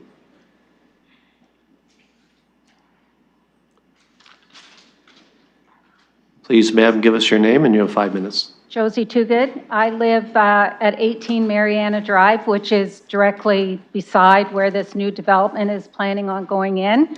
We're not objecting to progress. We knew when this school got sold that something was going to go in there. But we were told initially that it was going to be a Lambeth Health and Wellness Center and that the end of Mariana Drive would be a cul-de-sac with houses. Now we're getting 33-foot high condos, 3 stories high, going in there. So we are not objecting to the development. We're asking council to reconsider some of the things. So the first one is that the severance at 4402 have access to Colonel Talbot Road. They've pulled from the school out to Colonel Talbot, and so there's a nice access going that they could tie into. Because this is significantly going to change Mariana Drive. Right now, we have no cars going past our house, and now we're going to have up to 60 cars. The developers will tell you that only 15 cars are going to go by in the morning and 18 at night. Not true. We know that. Lambeth is a driving community. 2, that the height of the condos be reconsidered. Right now, 33-foot high condos do not go in with the neighborhood. We are all in bungalows. And that a privacy fence be built and continued along Mariana Drive in the whole length of the schoolyard that exists. And really what we want is, I know there's an accelerator plan and I know that we've been given a lot of money, but that we really stop for a minute and think about how we're developing these communities. Lambeth has been a village, and now we're having all these big projects greenlit around us all along Colonel Talbot. They've narrowed Colonel Talbot, and so we really want them to think about what we need in Lambeth is for people to age in place, which is seniors housing. Senior apartment buildings. There's one on Howard Street that has a 7-year wait list. Why can't we build that there? So that's a consideration. And that it not be about infill and fast, that we really take a minute to think about thoughtful design, thoughtful planning, and that we really think about where the communities go in the future. So I just want you to take a beat and think about it, because this is really going to affect all the streets around us, not just my street. That's it. Thank you. I'll look for the next speaker.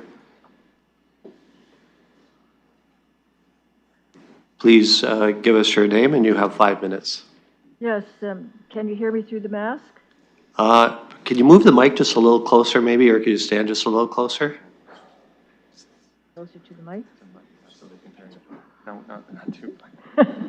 There we go. Go over the edge, kaboom. All right, good afternoon, committee. Thank you very much for your time today. I am Barbara Cole. I reside and own 19 Mariana Drive, which is 2 doors east of where the proposed development is going to go. I oppose this development, and I'm here to explain to you the 4 reasons why I oppose the development as it is currently proposed. Number 1, the first reason, is that it's not the optimal type of residential development for that particular site. Secondly, is that the type of dwelling that they're proposing is incongruous with the old village style of housing. And number three, the third reason is that unlike all the other high-density developments in Lambeth, there are two on the north side. The third, excuse me, hang on. The plans for vehicular ingress and egress to the proposed 4402 Colonel Talbot does not connect to a main road such as Colonel Talbot. Instead, the direct traffic is to be going through the residential streets that lack sidewalks, and they were never intended to handle the volume of traffic that the development will create. I mean, Mariana Drive has homes on it that are 80 years old. Mine is 75. The fourth reason is that similar to reason number three, Mariana Drive and surrounding streets, they weren't designed to accommodate huge dump trucks and the other type of construction vehicles that will be required to build the development. And for 2 years, our end of Mariana Drive experienced huge dump trucks and construction material. It was a nightmare.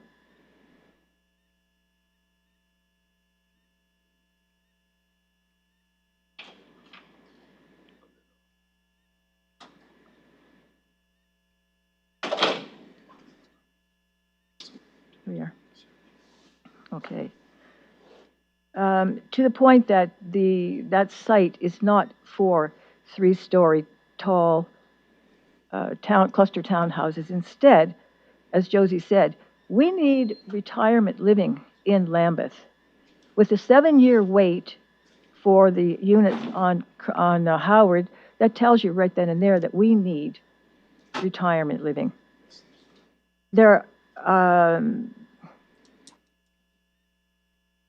4402 Colonel Talbot Road proposed housing site would be ideal for retirement apartments, modeled after the 2-story 11 Howard Ave retirement apartments. There's a medical center, there's a pharmacy right there, and so it's just right across the lawn, if you like, for people. And I really think that people who have made Lambeth their home, they could continue living in their familiar setting. Their homes would be freed for younger people to buy, and that's what you want. People want houses, that could be so.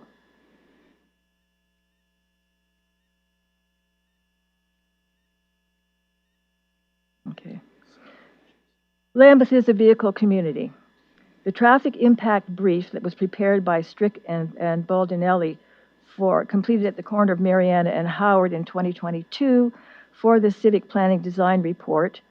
It was to determine the increase in vehicular traffic that would be generated by 31 cluster townhouses. It states that the traffic will increase by 15 vehicles in the morning and 18 in the afternoon. 31 cluster houses will generate an increase of a minimum of 31 cars. Lambeth is a vehicle community. As we travel west along Warncliffe Road, which becomes Main Street, Lambeth, on the north side there are 2 townhouse sites. The first is Savoy Street. Savoy Street was built off Warncliffe Road South so that they bought up farm area, so that the residents could ingress and egress via Warncliffe Road, a main thoroughfare, instead of having the increased traffic travel through the residential streets. Savoy Street has 52 cluster units housed in 3 long buildings. On November the 9th, Sunday, at 6 o'clock, I counted the vehicles at the Savoy Street site. There were 25 cars parked along the street in front of the buildings, and there were 97 cars in the parking lot behind, 122 vehicles. So, cluster townhouses generate a lot of cars in Lambeth. The second site was Wonderland Path. 30 townhouse condominiums are there, and each house has 1 or 2 or 3 attached garages. When I went on Sunday, I counted the cars and trucks that were visible in each driveway. There were 73 vehicles parked in the driveway, 5 cars parked in a lot by itself, and there were 37 garages which may have housed the vehicles, which I couldn't count. So there you are, 30 of them 78 vehicles visible. And in conclusion. 30 seconds, yeah, thank you. Okay. If I only have 30 seconds, then what I want to say is I implore you to consider that we need to close Mariana Drive off, open up Colonel Talbot Road as the access route. The 60 cars, 30 cars going out into Colonel Talbot Road will not materially affect the flow of traffic there. But that number of cars coming down Mariana Drive, David, Howard, we don't have any sidewalks, and we weren't made to have traffic like that. So I'm imploring you, please, consider that solution to the situation. Okay, thank you very much. I'll look for another speaker.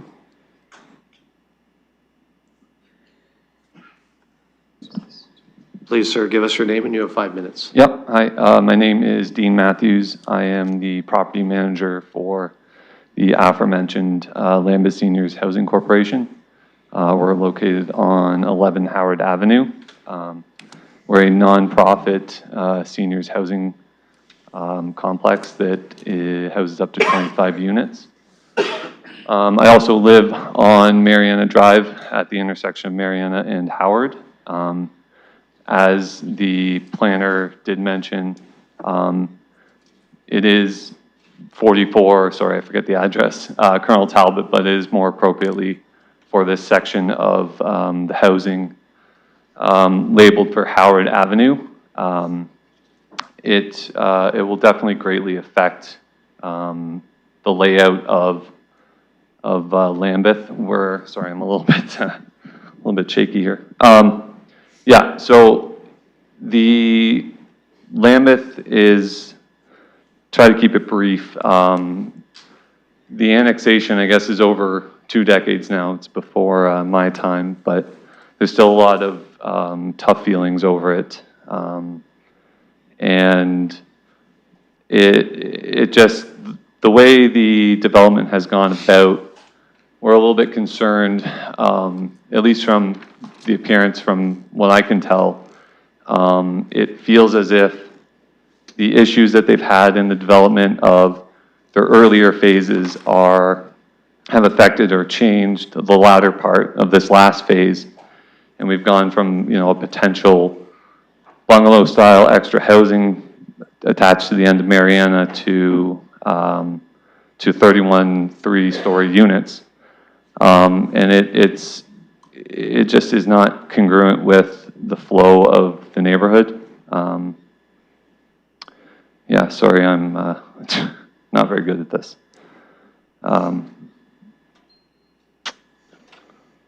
Jeez. You're doing okay. Yeah, Just sorry about keep that. going, It's no not- problem. Public speaking is not my. No, that's all right. Just hey. tell us what you're thinking. Yeah, so regardless of what is decided with this project, as 2 of my neighbors have previously stated, I would like the council to keep in mind the drastic need for seniors housing in the area. I know we're sort of late in the process for that, but with the amount of development that is happening in Lambeth, it is something that needs to be seriously considered. The wait list, I take phone calls from people all week that the stories are heartbreaking, and it's something that needs to be considered. I know we'll try to keep it focused on the proposal, but yeah. With that in mind, sorry. Yeah, with that in mind, yeah, I should probably just wrap it up, but thank you for your time. Appreciate it. Okay, thank you. I'll look for the next speaker. Please, ma'am, give us your name and you have 5 minutes. Hi, my name is Lynn Matthews. I live on Mariana, right on the corner of Howard and Mariana. I grew up in Lambeth. I went to MB McEachran Public School. I have many fond memories. I'm one of those people that wants to come back and spend my retirement in my village. Having said that, our property backs onto the Christian school, which is right in our backyard. Buses stop there in the morning, pick them up. They're there for field trips. down the side in front of my property when anything's on at the school because they have inadequate parking. They're lined up down our street. I see children, because we don't have sidewalks, running down the road. My granddaughter lives next street over. She crosses without a crossing guard to catch the bus in front of 11 Howard that goes to Lambeth Public School. From a safety concern, I don't want traffic increased down this valuable corridor. When there's events on at the school, the traffic in front only allows for one-way traffic. If you're talking 65 vehicles coming and going, it doesn't seem to make sense when Colonel Talbot has sidewalks on both sides and has a big traffic flow. Our community is important. We have a lot of Lambeth people that have gone into 11 Howard from our village. And I just want to know who's going to be responsible if there is a child involved in an accident. The cars, when the moms drop the children off at the Christian school behind, they keep their cars running. They're there for 10 minutes. The kids are running around. It's an accident looking for a place to happen. So I want you to just reconsider. It doesn't make viable sense, and there's a lot of reasons to reconsider the application as it stands. Thank you. Thank you. I'll look for other speakers. Is there someone online?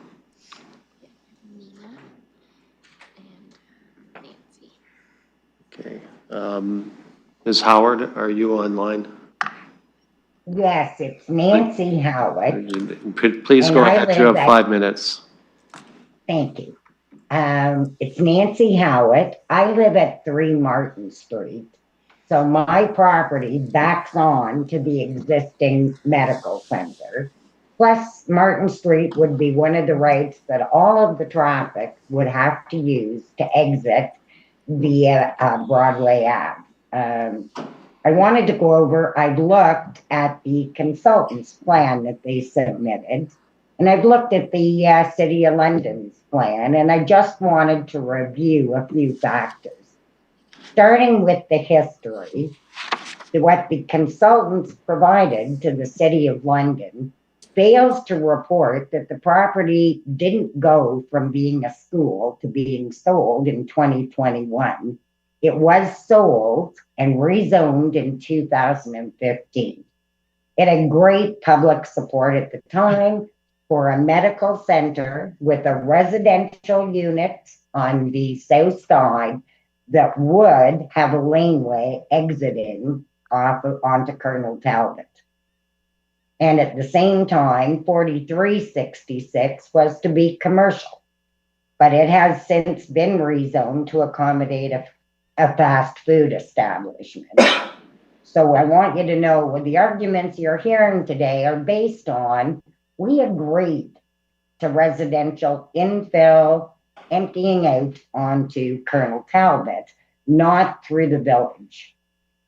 When I reviewed the transportation impacts presented to the city, basically they assumed that we have bus service out here. Our bus, we do have one. It goes to White Oaks Mall. That's it. Only weekdays for a few hours in the morning, few hours in the afternoon. And if you check with your London Transit Commission, they will tell you it's less than 40% utilized. Unless you work at White Oaks Mall, you can't get to work. So we are very much of a driving town. The majority of working families here require 2 vehicles unless you both happen to be lucky and work in the same place. If you read their traffic impact, it says half a unit of each of the 31 units. They're only going to use a half a car per unit in the morning. So that's not going to happen. We're going to have extra street parking because they aren't going to have the facilities to keep all of their vehicles in. They've told us their garbage will be kept in their garages, plus they're expected to keep a car in the garage as well, I guess. It's just not a good idea to be throwing this traffic through the village. according to their own traffic impact statement, 55% of the traffic generated will exit down Mariana, down Campbell Street, and turn right onto Main Street. There is no right turning lane onto Main Street from Campbell. It's already an intersection that causes problems. So if they went out onto Colonel Talbot, there is a right turning lane to take them down Main Street, which then turns into Warncliffe. So they should have conducted their study at the end of a dead-end street. They should have conducted their turning movement count at the corner of Campbell and Main Street, which is where the traffic will have things. So the other thing is, when you read through their proposal, it's all based on urban intensification. We need infill in London. We do have to create more housing. And this is a great infill site if it's used properly. But the Old South Village doesn't meet any of the criteria for urban intensification. It doesn't provide any transportation. We have no walkability to commercial, or you can't walk to work. We're not an urban area. We're a very suburban community. And the other thing is, I won't readdress the age in place, even though in the proposal you've received from the consultants, it does say that it's promoting aging in place. A 3-story walk-up is not an age in place facility. So I won't further address that. I think some of my previous speakers have addressed it. As far as the city services go, this is going to affect our snow plowing, the speed with which our emergency services can get through. It really doesn't take a holistic approach to looking at keeping the old village as a safe environment for the residents. 30 seconds, Ms. Howard. Pardon? 30 seconds. Okay, go ahead, Lisa. I have Lisa Clark with me. I'm sharing Nancy's computer. Could I have my 5 minutes, please?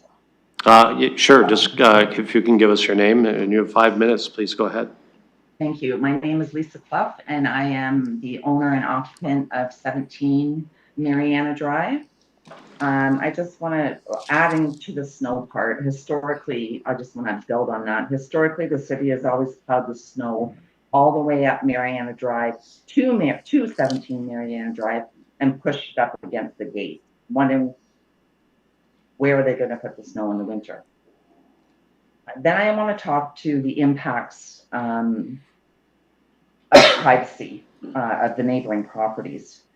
Privacy is a major concern for the homeowners whose properties abut the proposed development.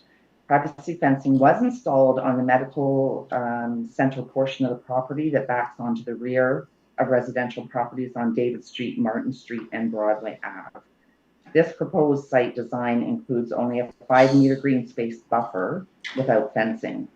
The proposed site runs the full length of the adjoining properties, and a small green space with newly planted trees does not respect the neighbor's privacy. Fencing would also help with noise concerns of those properties that are abutted. At the same time, the proposed site recommends a reduction of the hedge at Mariana Drive, which I object to. Also for privacy reasons. They've suggested putting in trees. Our property at Mariana Drive does have a pool.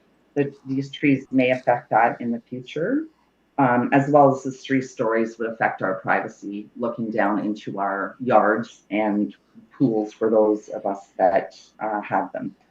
And just finally, the design does not integrate with the existing neighborhood at all. So I hope that they reconsider what they put on this property. And that's all. Thank you. Thank you. I'll ask the clerk if there's another person online. If there's someone else online,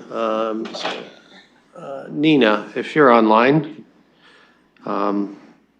please indicate so and go ahead. You have 5 minutes. Nina? Hi, sorry, I was trying to figure out how to unmute. No, you sound like you have the same skill set as I do, so. Maybe Please. a bit better, okay. Please go My name ahead. is Nina Rawls, and I live at 20 Mariana Drive. I'm neighbors with Josie. I'm here to express my strong opposition to the current access plan for the proposed Lambeth Townhouse development. Mariana Drive is a quiet, dead-end street with no sidewalks. It's home to many families with young children, as well as seniors. And because of the nearby school, kids frequently, including my own, hold on, I wrote a speech, okay. Play outside and walk along the road. My child is out there all day, every day. This street was originally promised to be a cul-de-sac, safe, low-traffic environment. The proposed change will completely alter that.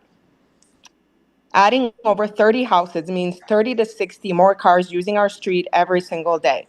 That's a dramatic increase in traffic for a street that was never designed for this volume. This is not just an inconvenience, it's a serious safety risk for the pedestrians and our children. With no sidewalks, how does the city, if they approve this, plan to protect our children? Will there be traffic calming measures, crossing guards, speed enforcements?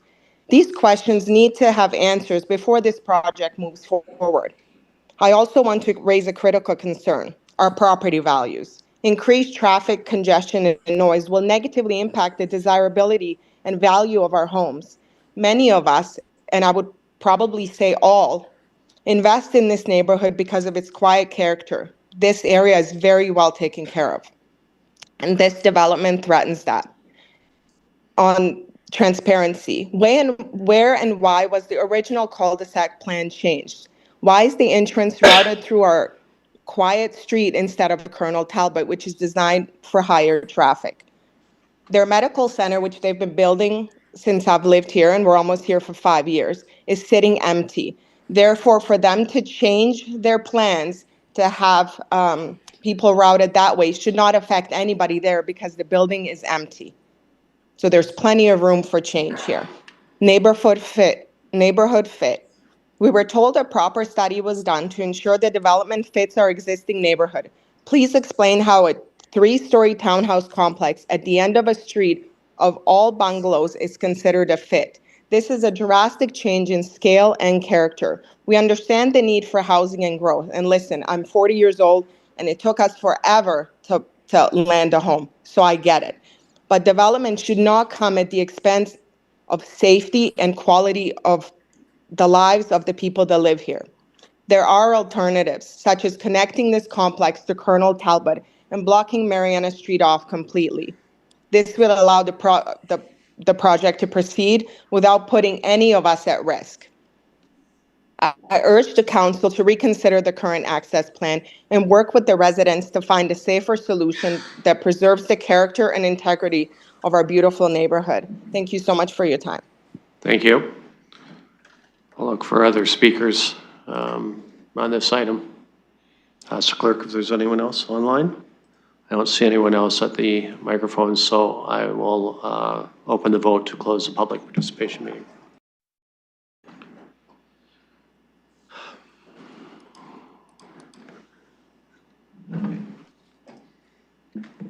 Closing the vote, the motion carries 5-0. Okay, now I'll put this on the floor for committee. Councilor Pelosa. Thank you. Happy to move it, Mr. Chair. Then I have a few questions, but always happy to yield once it's on the floor to the ward councillor. Okay, so you're moving. I'll look for a seconder, Deputy Mayor Lewis, and I'll go to Councilor Hopkins. I think Councilor Pelosa was. Yeah, I have a couple questions that I would like answers from staff, just to Oh, clear go that ahead. up, and then always happy to yield to Councilor Absolutely. Hopkins. Go A couple ahead. questions that were raised during the public participation meeting. A question through you to staff. What was the determining factor that the point of access would be from Mariana Drive versus Colonel Talbot? If they could speak to that? Yes. Why is there not an exit going out onto Colonel Talbot? Thank you. Through the chair. First of all, it's the land severance was a contributing factor. So it doesn't have direct frontage to Colonel Talbot. Another one is that Colonel Talbot is a civic boulevard with heavy volume. And as per access management guidelines, we try to limit access connections to these civic boulevards just due to the, like I said, the volume and potential conflicts with stop, starting, and turning movements. Transportation staff supported access onto Mariana Drive. Residents of the development can utilize multiple routes to access Colonel Talbot and Main Street. And I think one of the members of public mentioned a potential easement through the commercial parking lot. We would not support that as it's a busy commercial parking lot and would introduce conflicts with pedestrians. Councillor. Thank you. Thank you. I appreciate that expanded answer.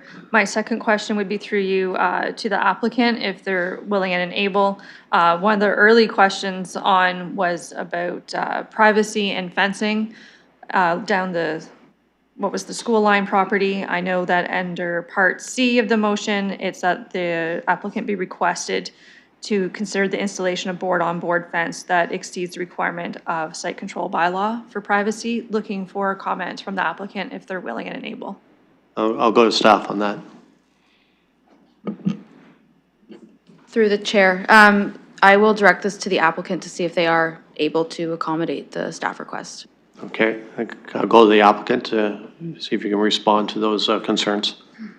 Yes, we will be looking at, through you, Mr. Chair, we will be looking at installing board-on-board fencing, absolutely, as it is a requirement through the site plan control bylaw. We will explore options of trying to exceed that if we're able to, in terms of at least with the frontages that are adjacent to the single-family homes along Mariana Drive. We'll take a look at that. Councillor. Thank you. I'm not sure through you to staff if there was other questions that they picked up on that they wish to answer at that time, at this time, but that concludes majority of mine. Okay. I'll look for other questions or comments from committee and visiting councillor. I don't see anyone else indicating they want to speak, councillor, so if you would like to go ahead. Thank you again, Mr. Chair, for recognizing me, as I'm not part of this committee, but this application is in my ward. And I want to first of all thank the community for coming out. I really do think we as a committee and as the ward councillor need to hear the concerns. And there are many, many changes going on in this area, especially the north. We're going to see another application coming forward on this agenda. And so I can understand why there's a lot of questions from the community. And maybe to follow up on a couple that were asked by the community, and as it relates to aging in place, a senior's home. The Lambeth community is becoming an aging population, and I've heard loud and clear opportunities to age in place. And maybe through you to staff, or I know the applicant is here as well, reasons why a seniors housing development was not considered on. I'll go staff. On this property.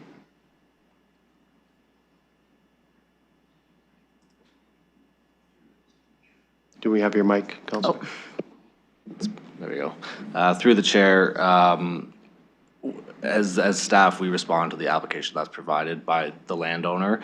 I think the question should be directed to the landowner and the preference of the townhouses versus a senior's home. Councillor, do you want me to go to the applicant? I'll go to the applicant. Was a different type of build here considered, and why did you go this direction? Through you, Mr. Chair, couple of things I think we want to just put on the table is that the London plan actually wouldn't permit for seniors housing on this site. Currently, it is a neighborhood's place type. It's intended for residential uses, but does not specifically allow for this seniors apartments type of use. However, we have, I know the owners have had conversations with multiple senior housing operators they've looked at the site, and they feel that the site is too small. It's about half the size of what they typically do, and wouldn't be able to accommodate the minimum number of beds for them to make a project viable. So that's why that's not something that went forward. Thank you. Thank you for that, and maybe another couple questions as it relates to emergency services and the concerns of being able to move along Mariana. I'll go to staff regarding access for emergency service vehicles.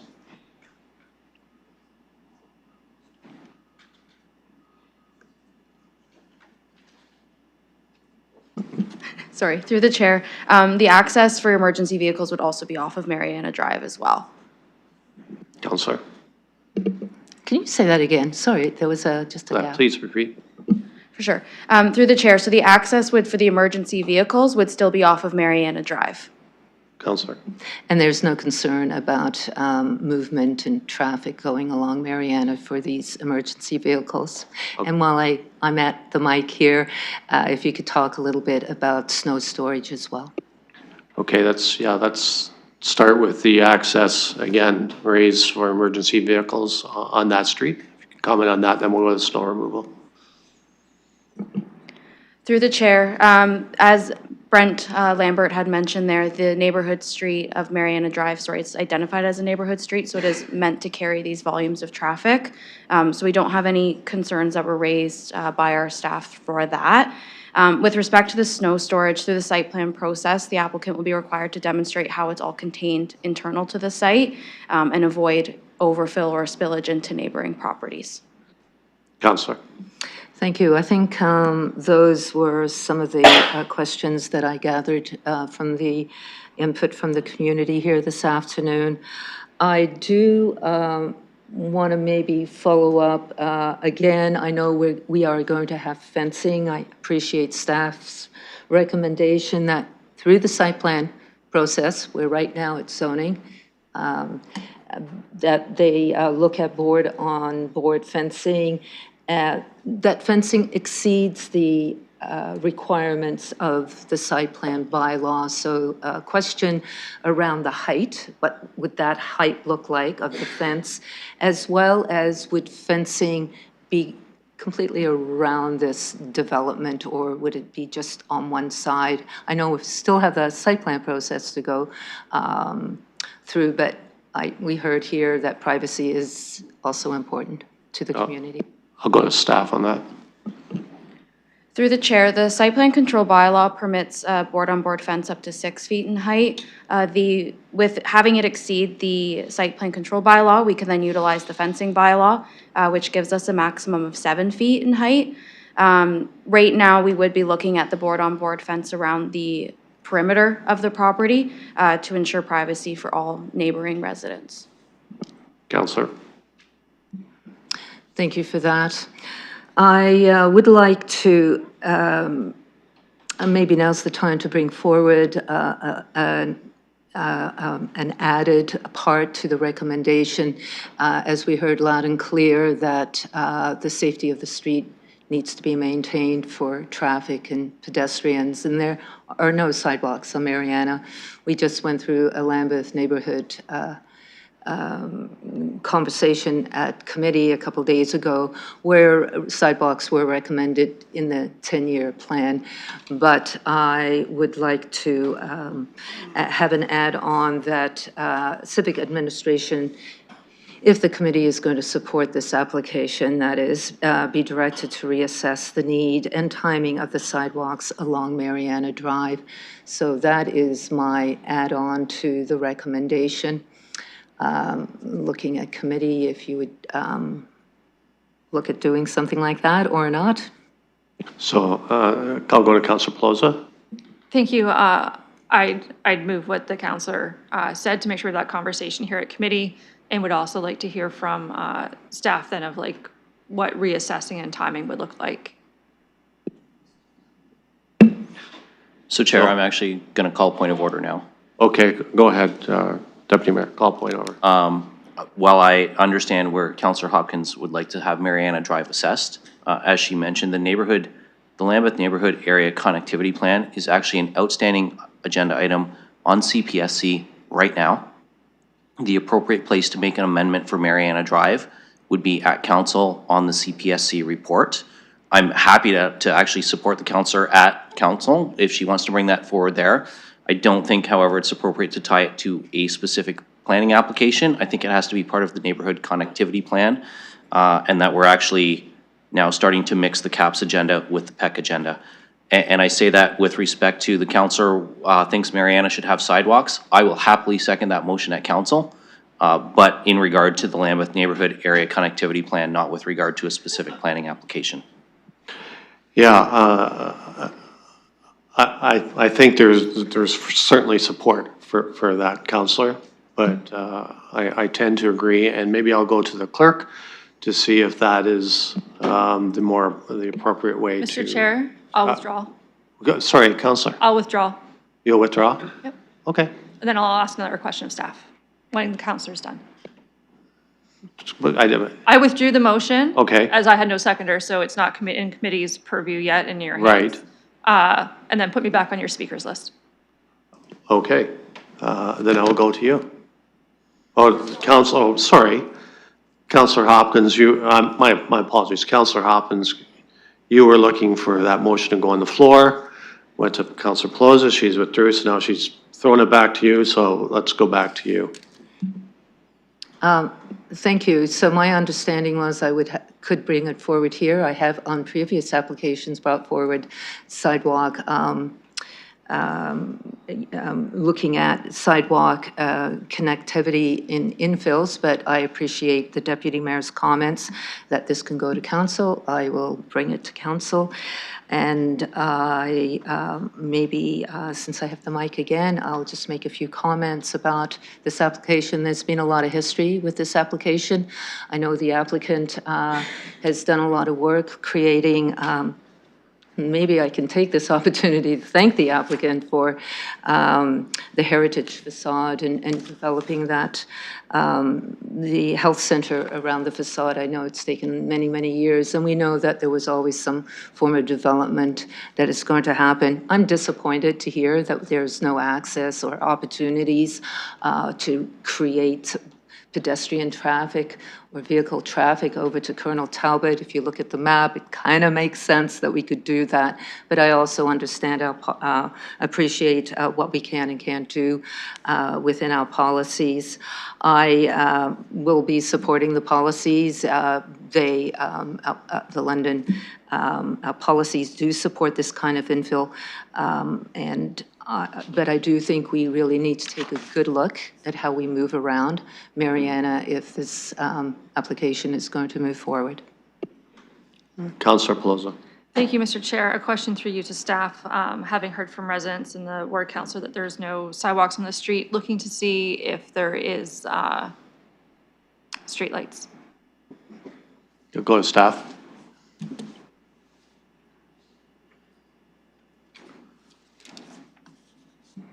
Thank you. Through the chair. Sorry, could you repeat that question? You're looking for street lights on Mariana's Drive? Councillor? I'm asking to know, are there currently street lights on Mariana Drive? You'll go to staff. Thank you. Through the chair, no, there is not. Councillor? Thank you. Appreciate that. Would just want to make sure that when Councillor Hopkins brings something forward that I could work with her if she's willing and make sure that streetlights is part of that consideration as well if more residents are going to be walking and especially seniors. Thank you. I'll look for other comments or questions from committee members and visiting councillors. Deputy Mayor Lewis. Thank you, Chair. So I will be supporting this. I think it's important that we have mixed housing forms in all neighborhoods. Townhouses are the new starter home for a great deal of families. I actually agree with the residents who said it doesn't align with aging in place. I do agree with you on that. I don't think a three-story and a townhouse model is good for folks who are aging. Stairs can start to become a challenge as you age. I recognize that. Certainly there's the benefit of not always having to maintain the grass or the driveway, but the stairs don't change. So I agree with you on that, but I do think that it opens up the opportunity for new families, for young working people. Townhouses are also often now the first home opportunity they have, particularly those who are in, I'm not going to say minimum wage jobs because housing is out of reach for those in minimum wage jobs, but for those in sort of that middle income trying to get into the housing market, the townhouse is now the model that works. And one of the reasons that single-story bungalows don't work anymore is because land prices are one of the single biggest driving factors of affordability now. And so that has a big impact. I appreciate the comments as well about the need for seniors housing. We have that need in my part of the city too, in the Argyle area. Happy to say that there is a new purpose-built for seniors application, or not application, development actually underway at a former St. Robert School site. But as our staff indicated, when land gets sold off, it really is about what the applicant can make work and what field they're in. So it's certainly different to administer a townhouse complex than it is perhaps for some long-term care, whether it's independent or assisted living or a mix of both. I mean, there's some differences that go into that model of operation. But I certainly do think that your call for seniors housing is something that I hope applicants are hearing. And if there are opportunities where the city itself acquires land through our affordable housing program in the future, that needs to be one of the priority populations that we are serving. We've talked a lot about folks who are experiencing homelessness or at risk of, and we talk about target populations, but I see it in my own neighborhood, and I believe you that it's the issue in your neighborhood too, that we have to also look to seniors, particularly I know when, if a spouse passes and you go from 2 pensions to 1 pension, that can radically change your ability to stay in your home. There needs to be options for people to stay in their own neighborhood. I talk regularly about my friend Joyce here, a senior in the Argyle neighborhood who constantly tells me she needs a place to downsize to. She has no intention of moving to Cherry Hill. She knows where everything is in every aisle of her no-frills, and she doesn't want to relearn. She wants to stay in her own neighborhood. And I'm sure that's a similar sentiment that some of your neighbors are experiencing too. So I do hear that, and I think particularly with our Municipal Housing Development Corporation, as we look at affordable opportunities, that has to be front and center as part of the discussion. So I just wanted to acknowledge that. I think it's important that we don't ignore the fact that a lot of seniors are facing increased financial pressure and challenges to age in place. And aging in place might not mean living in the home you're in, but it does mean living in the neighborhood that you're in. And that's where we need to look for those opportunities. I also want to say, I heard your concerns about the parking around the school. And one of the things I would encourage you to reach out to Councillor Hopkins on, and our staff are happy to help as well, is neighborhoods can institute street-by-street parking restrictions. So you could look at no parking on one side of the street. There are some neighborhoods, particularly around school areas, where we restrict parking during certain parts of the day. So at the beginning and end of the school day, there are actually no stopping zones, so that we are keeping areas open and clear for those kids who are leaving school to get into their ride home, a clear path to mom and dad without being obstructed by school buses or parked cars on the side of the road. So please do investigate that. I know I've had a couple of neighborhoods in my ward who have done that, and they've been successful at getting parking restrictions put in place. So I know Councillor Hopkins would be happy to help you with getting the ball rolling on that. It does take a few neighborhood signatures to get the ball rolling, but it sounds like from the presentations we've heard today that there are enough neighbors who see this as an issue that you'll be able to get those 10 signatures to get the ball rolling there. I think it's still 10. I see a nod from staff, so and then they'll do a study and they'll provide some options, and it can go to a neighborhood vote. But there are some options to address some of those concerns, so I do encourage you to follow those. I'm going to support the application, but I did want to share that there were some very valid points that were brought up today in terms of your concerns, and I just wanted to share that feedback with you. Thank you. I'll look for other comments or questions from councillors. Seeing none, we have a motion moved and seconded. I will call the vote.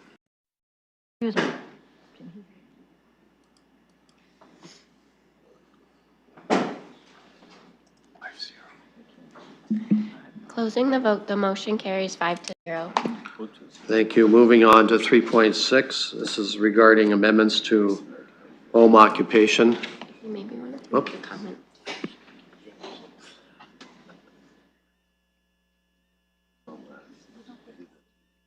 I don't? Yeah, to 3.6, this is regarding amendments to home occupation. We have a motion moved and seconded to open the public participation meeting. I'll call that vote.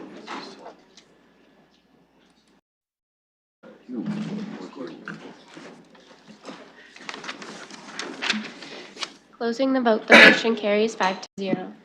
So I'll look for people that would like to address the committee on this particular item. I'll ask the clerk if there's anyone online. No. I don't see anyone at the microphones, so I'll open the vote to close the public participation meeting.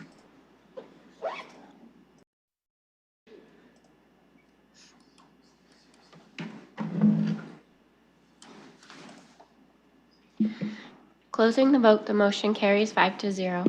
Thank you. So I'll go to committee and I'll look to Councillor Hillier. Hello, yes, and thank you.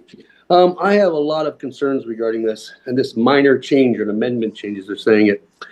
This has huge regards to staffing and health inspection staffing. And I want you to pay attention to the concerns raised by the health department. Point of order. We have a point of order. Sorry, Councillor Hillier. Go ahead, Councillor. Is there anything on the floor at this moment before we start making There- full speeches? There is no motion on the floor right now. Go ahead, Councillor. Go ahead, Councillor Hillier. Sorry, yes, I will put the motion on the floor to get it started. Sorry. Mr. Chair, I believe Councillor Hillier moved the staff motion to get on the floor. I'll happy to second it, and then he can continue. Councillor Hillier, are you moving the staff recommendation or not? To get the conversation started, yes. Okay, so, sorry. Councillor is moving the staff recommendation. And Councillor, are you seconding that? I am.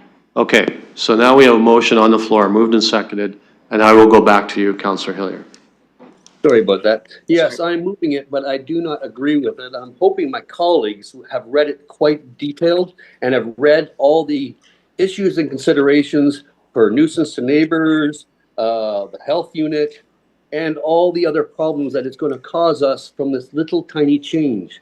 I am very concerned about the amount of health inspectors we're going to need, plumbing inspectors, because looking at a quick perusal of other cities and how they're doing this, some of these cities are requiring completely independent kitchens be built with commercial grease interceptors, and some are allowing people to use the existing kitchens. I can tell you with my decades of experience, this is a scary situation we're getting into. We cannot allow this to happen. We have to have properly inspected kitchens and places for people to prepare food for our residents. Now, I want to talk also about wastewater, cistern capacities, and then fog. Grease is a very dangerous thing in residential neighborhoods because the infrastructure is so small compared to our large areas. If you start putting one of these kitchens in a residential area and they happen to put some grease down that, we are looking at a backlog that runs into the entire neighborhood. Will these houses be required to have grease traps, and will they be inspected properly because of the backlog we have on inspections now? Now I want to talk about all of my different councillors that have problems with Airbnbs in their residences. This is an Airbnb on steroids if it goes viral. Think about one of these food locations taking off and the amount of delivery vehicles showing up to bring food to and from. I do not think we should be going down this pathway because there are expenses and problems that no one has even looked at yet, and we're not considering them. I'm hoping my colleagues will vote no on this and continue with what works and protects our residences. Thank you. Thank you. I'll look for other comments or questions. Councillor Cuddy. Thank you, Chair, and through you. And I tend to agree with Councillor Hillier. You know, it doesn't even matter if it's a commercial kitchen. They still have problems. And we noticed that this year with a local company, Sofina, where they had an outbreak. And, you know, regardless of how well you're inspected or the processes and protocols that you take to protect yourself and protect others, there's always the risk. And I think this puts an unnecessary burden on our Middlesex London Health Unit and on our bylaws. So I think this, I do tend to agree with Councillor Hillier. I think we have a problem with this. Thank you. Thank you. I'll go to Councillor Pelosi. Thank you, Mr. Chair. I appreciate that this came from and resulted as a mayoral direction intended to help support small businesses. I've had concerns from different neighborhoods about, and we know it's coming through budget collection, budget cycle for the collections of blue box material and green bins and home-based businesses and some that aren't actually registered, that I know there's waste collection issues already out there. I appreciate Councillor Hillier's passion, and he's welcome to get back on the speakers list and do more about home-based businesses and food, as I know that's part of his past history and his passion. I also shared the concerns that Councillor Cuddy raised in regards to the health unit, having been part of a delegation at AMO with the medical officer of health. Just knowing that London is already drastically underserviced per our amount of money per resident compared to neighboring municipalities, and how dire some of those services are stretched, especially when we start coming to what I would expect Londoners would expect as a basic service of restaurant inspections. You look for that green card when you go in, and we'll hear about that more come budget time, about some of those cases and the needs and how the situation is.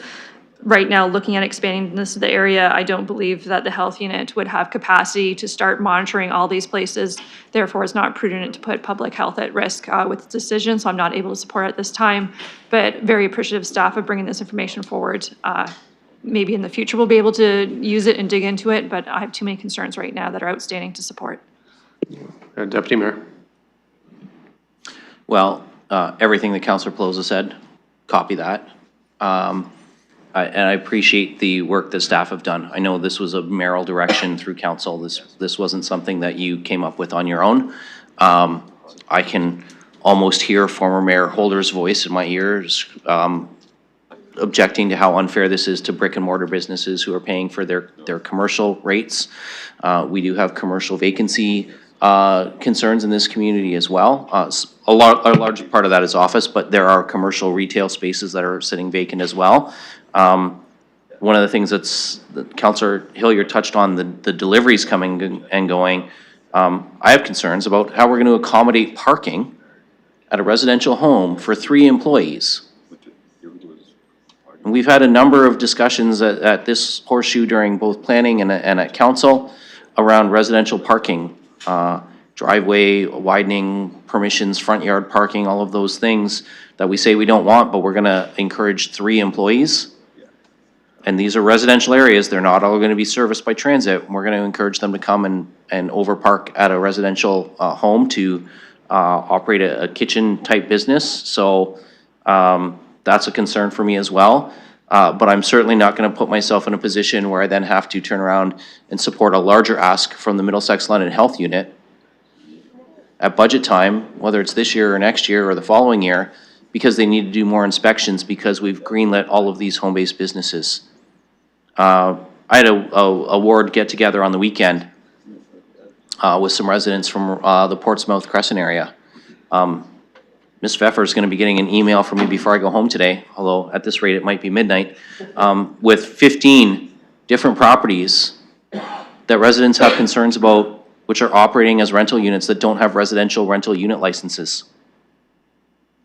Like, we have a problem with our residential rental units not being licensed and following the rules. We, as Councillor Cuddy said, we have issues with Airbnb home operations and the disturbance to neighbors. I'm not prepared to add to that by adding small businesses into residential neighborhoods. I think the bylaw we have is sufficient for now. I'm not prepared to expand it, so I'll be a no. Councillor Rahman. Thank you, and through you, and as I'm a guest at this committee, I just want to share my perspective, but I cannot vote. So first, I'd like to say I asked my colleagues to take a look at a guide to starting a home-based food business that is from the Ministry of Health.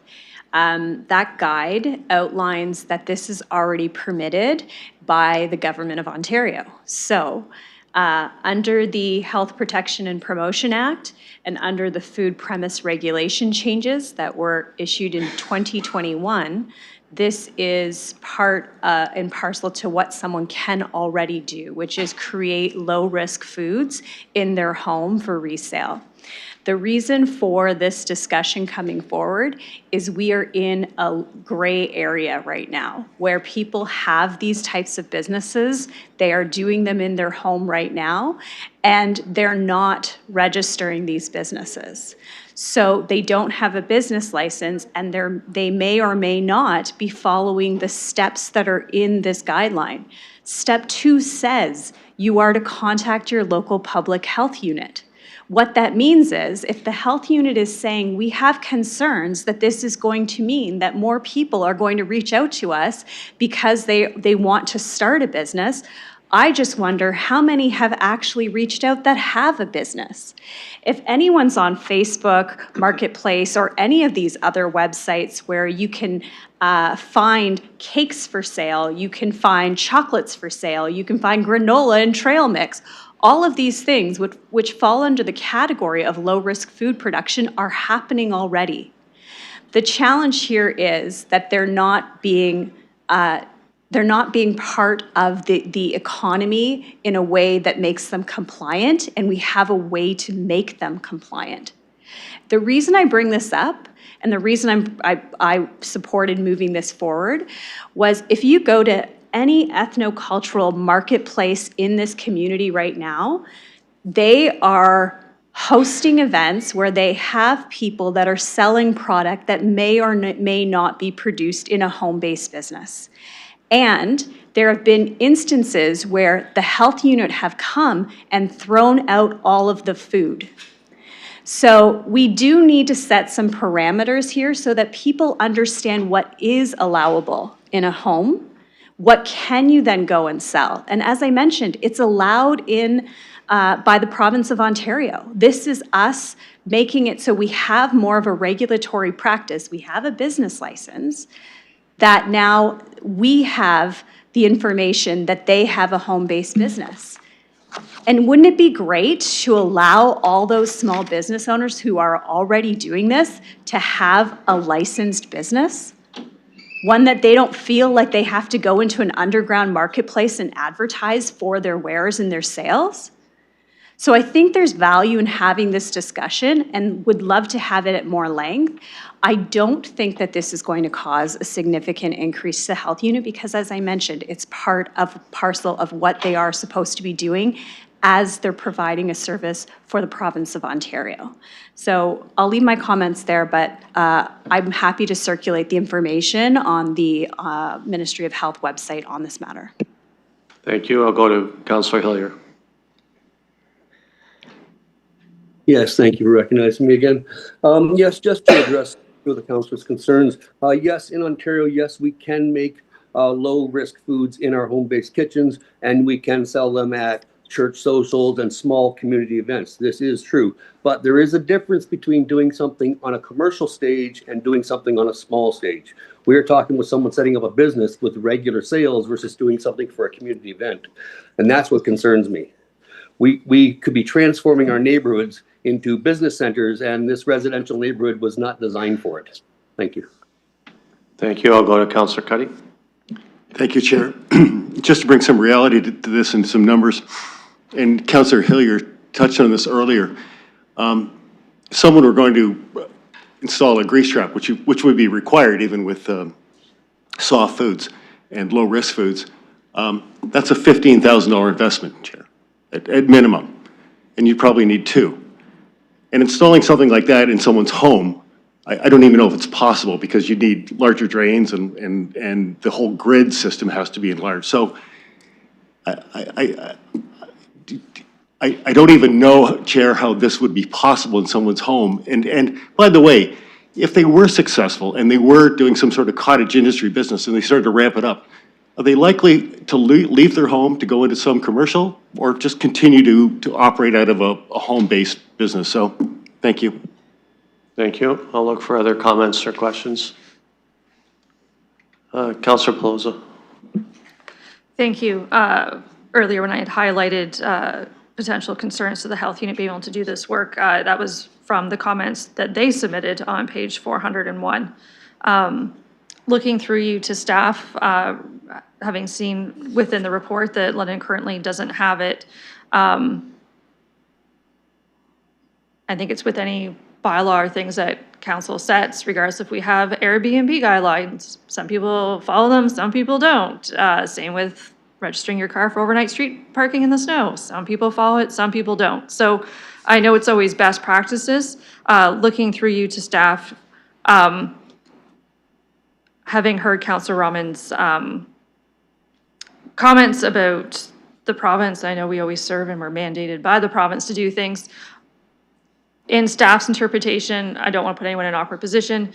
Is what London has on the books adequate to address any provincial concerns that we would need to do, or do we have to dig into some of these things?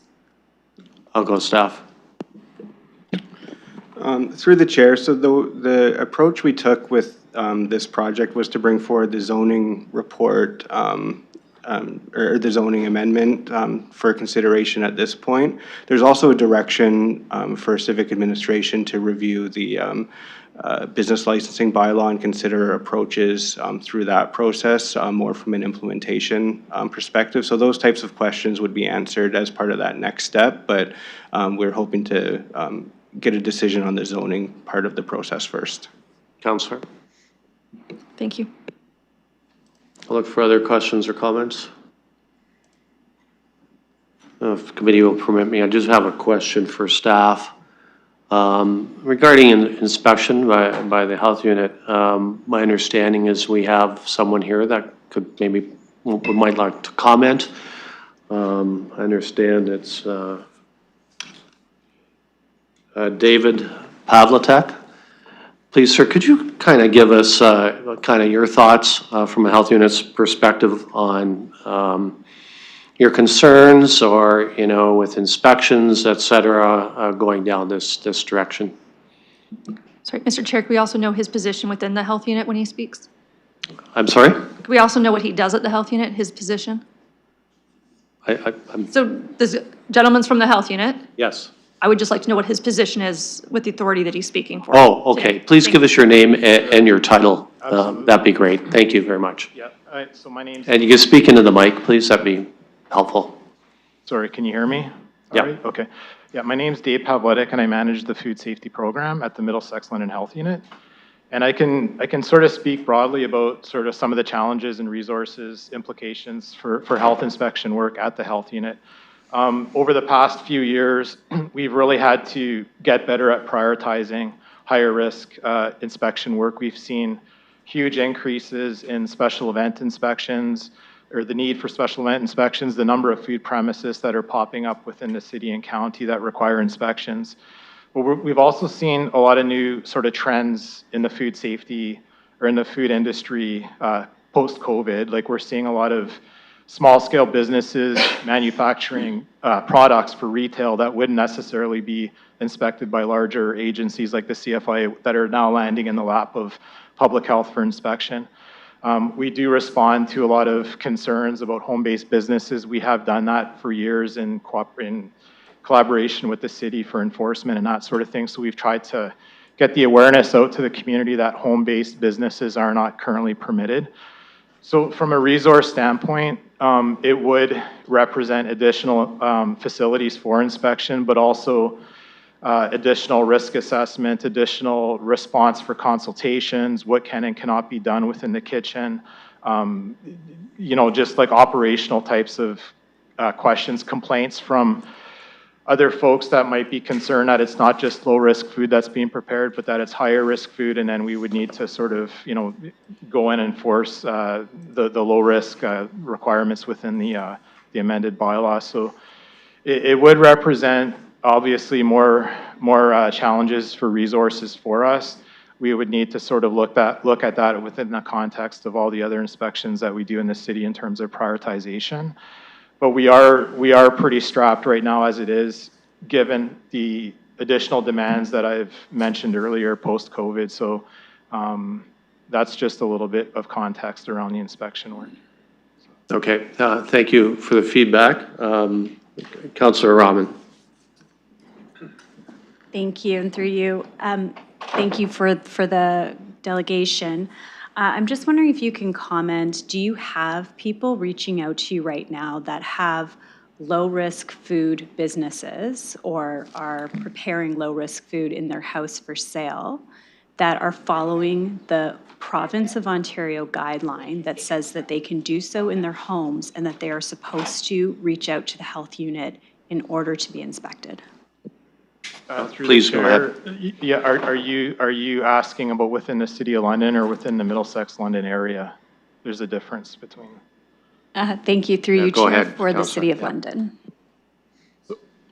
So through the chair, currently there's the zoning restriction which would not allow for home-based businesses, so that if people were to ask questions about home-based businesses, we would refer to the existing bylaw that would not permit the allowance of food businesses from home. That's the way that we handle it. We provide education on what the regulations do say. Councillor. Thank you, and I guess this is to staff. I'm wondering if someone can provide me with an explanation as to how the Province of Ontario Ministry of Health guideline is in conflict with a local bylaw that doesn't allow for low-risk food preparation, as it is my understanding that we're creatures of the province, and that way we would have to allow this. I'll go staff. Through the chair, so it was in 2020 that the province updated the food premises regulation to open the door for low-risk foods within a home business. Dating back to that time, our bylaw has always had the prohibition on any type of food preparation as a home occupation. So the guidance that's provided by the Ministry of Health on their website does include that it is recommended to review any zoning bylaws, municipal permits, and licensing requirements that pertain to your region prior to contacting the local health unit. So it does allow for municipalities to regulate these types of businesses in addition to what the Ontario regulation requires. So we have the authority as a municipality through zoning to apply additional restrictions. Councillor. Thank you. And is our only existing regulation right now that they can only have one employee? I'll go staff. That's correct. Councillor. So technically you can prepare low-risk food in your home as long as you're a single person doing it? Go staff. Through the chair, no, that's not correct. So there's two separate requirements within our home occupation set of regulations in our zoning bylaw. So one of those regulations is a complete prohibition on any type of food preparation. A separate regulation is the limit to one additional employee. Councillor.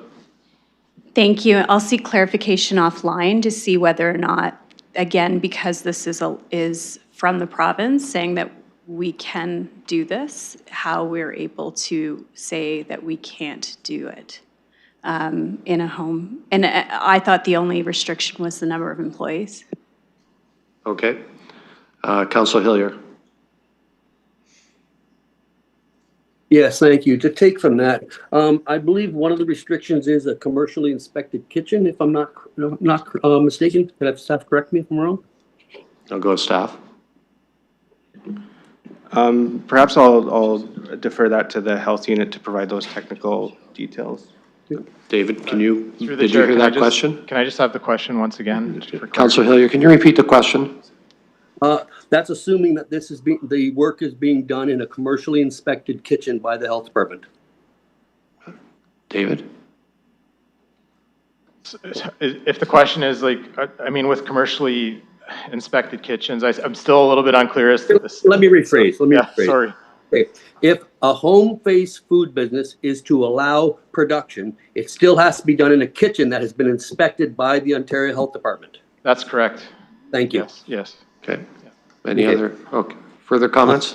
Yes, just so my colleagues know, I have started from scratch 4 bakeries in the city of London. I started in a oh God, I'm having trouble, a market. So I understand what it's like to build a business. And the reason we have these checks and balances in place is to make sure that you build your business correctly and don't take risks with the public safety. That's one of the big reasons I'm very concerned about this, because you all know my background. And public safety is my key concern, especially regarding our festivals and events. So yes, I'm going to be very passionate about this one. And I'm going to keep the health department in my good graces, because I have worked with them for years. They are awesome. They keep us safe. So I am going to keep them on my side, and I hope the rest of council keeps them on our side, because they are the ones protecting us. We can't put them behind the 8 ball in this problem. We really can't. I hope my colleagues will vote this down and keep going forward and keep our citizens safe. Thank you very much. Thanks, Councillor. I'll look for other comments or questions from committee or visiting councillors.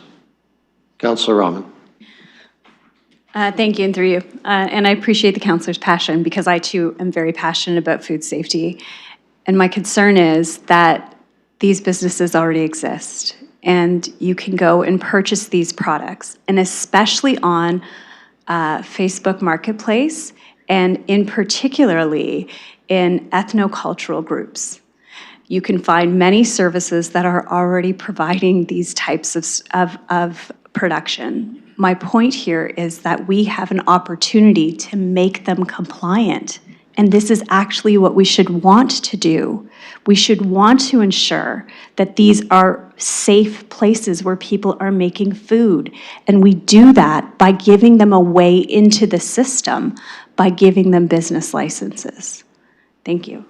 Thank you. Councillor Pelosa. Thank you. A question through you to staff. When the province made this legislation for home-based food businesses, was there any funding available to help municipalities bring all these places on board? I'll go to staff. Through the chair, none that I'm aware of. Councillor. Shocked. Thank you. I appreciate trying to get people in compliance, the rules followed, but knowing how stretched the funding is and the capacity at the health unit right now really does put us in a predicament when the health unit has not been made whole by the province with equal funding, and that's my big problem. So I can't, knowing that we don't have a way to enforce it and allow inspections with the capacity that we have. Thank you. Other comments or questions?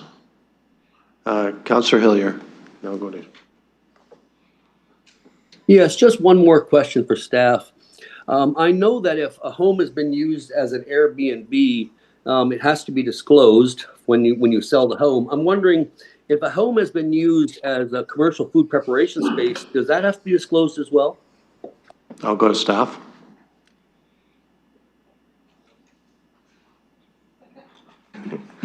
Through the chair, I don't think we have that information available right now. We can look into it if the councillor would like. Thank you. Councillor, maybe you can get that between you and council. Yep. Councillor Pribble. Thank you. A little bit through the chair to the staff, and if you can comment or answer my question. I'm hearing it that we can make this, if we move this forward, we can make it the individuals, the organizations, the small at home compliant. Having said that, and that's based on the provincial regulation 2021.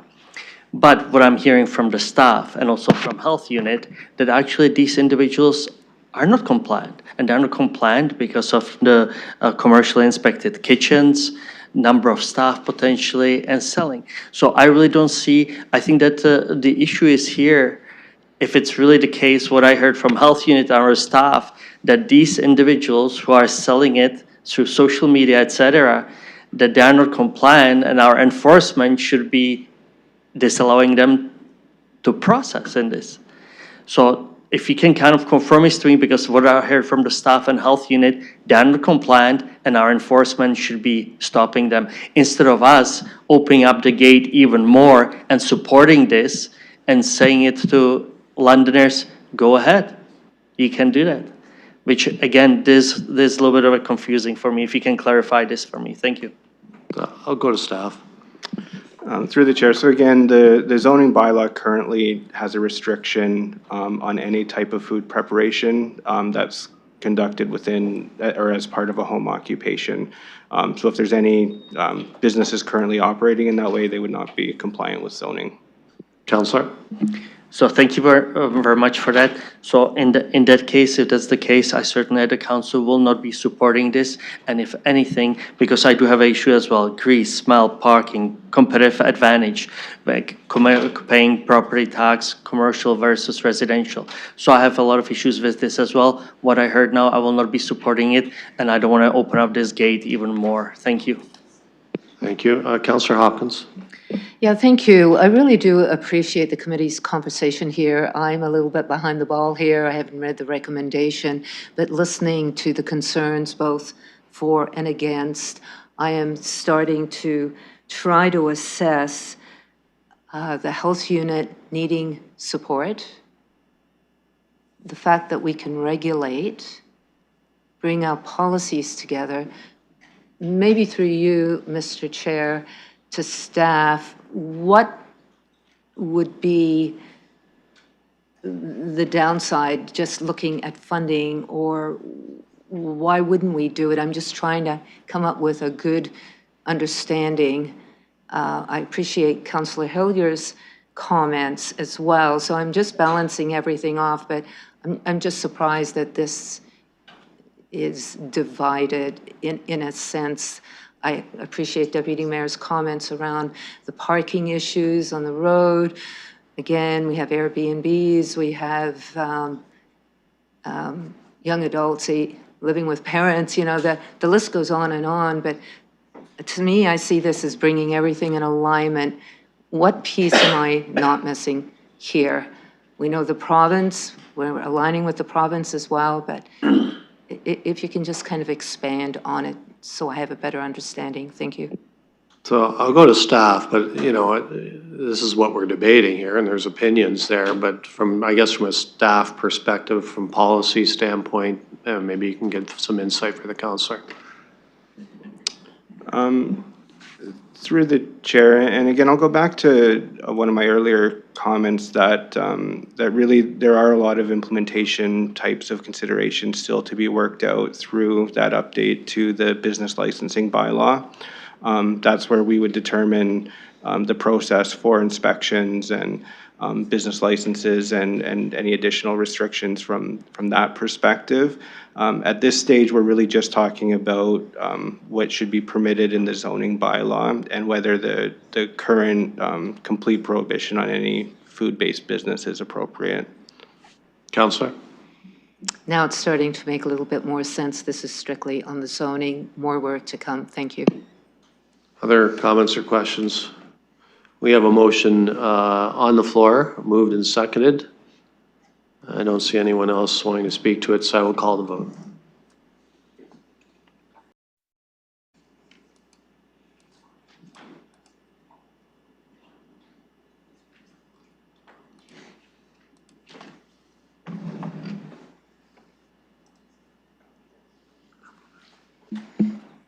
Closing the vote, the motion fails 0-5. Mr. Pavlicek, thank you very much for helping us in the debate. Appreciate your insight.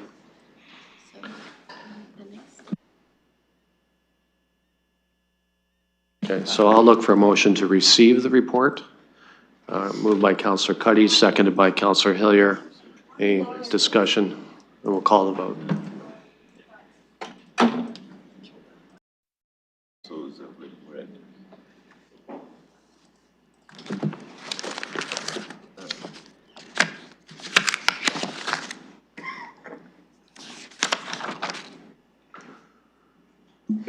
Closing the vote, the motion carries 5-0.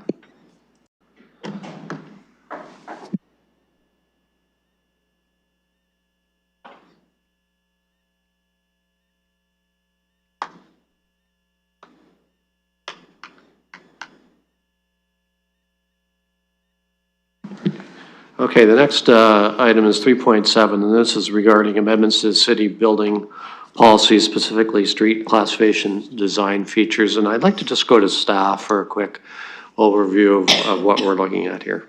before I go into the PPM portion. All right. Hello again. So this is a fairly technical amendment to the London plan that is intended to ensure that the street design requirements are included in all the right locations.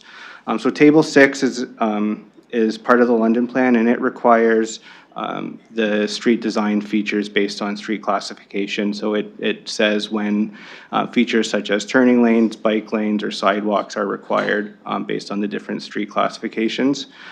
So following some internal discussions on whether that's the right place for such a detailed policy direction, it was determined that a more appropriate place for that level of detail in terms of the direction would be in a implementation or design manual. So the effect of this amendment would be to remove Table 6 from the London plan and ensure that the Complete Streets Design Manual is available and to be applied to determine the design features for each street classification. Thank you. Okay, so I'll look to open the PPM, so I'll open the vote on that.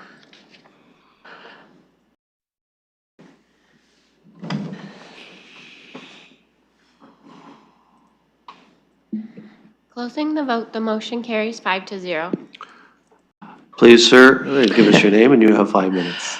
Thank you, Mr. Chair, for recognizing me. My name is Mike Wallace, and I'm with the London Development Institute. We are here just to be on the record for this OPA. We understand what staff are recommending.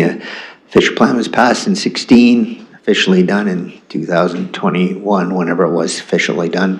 And the Complete Streets Manual was developed and passed in 2018. So I'll be frank, it has caused confusion or some discussion with our developments that have come through with the applications, whether the London plan, how it applies, and so on and so forth, with competing with what's in the chart or what's in the table and what's with Complete Streets.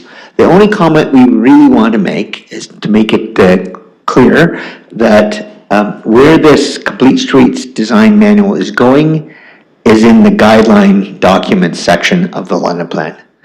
That makes it guidelines. And all we're looking for is, and I think staff are on for this, is that we need to look at each street, and it's even written in here as make context-sensitive design decisions. And so not every neighborhood connector street is the same. They don't connect the different streets to each other that have the same facilities on them and so on. All we are looking for is that with this attachment, and particularly on areas such as cycling facilities, we cannot treat every street the same just because it has a street title, and that we need to have the context of motor vehicle traffic, speed, cycling volumes, parking, all those issues when we're doing our applications. So we're hoping this will help the process based on what we've experienced up to this date. And so we're in favor of this change in that sense, but we're looking forward to the flexibility that the Complete Streets document actually speaks to. Thank you. Right. Thank you. I'll look for any others that would like to speak to this item. Ask the clerk if there's anyone online. No, there's no one online. I don't see anyone going to the mics. So I'll open the vote to close the PPM.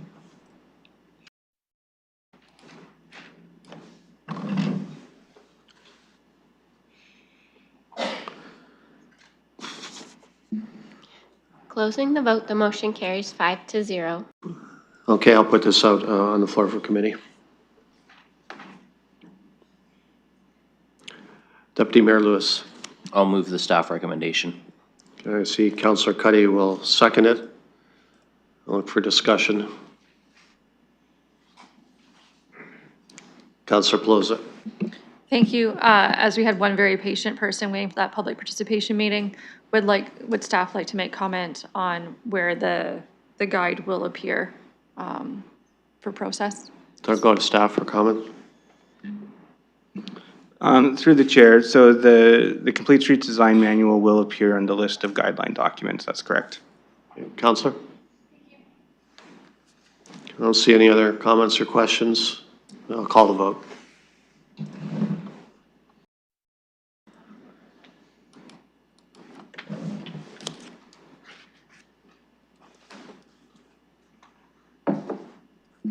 Councillor Hurlier,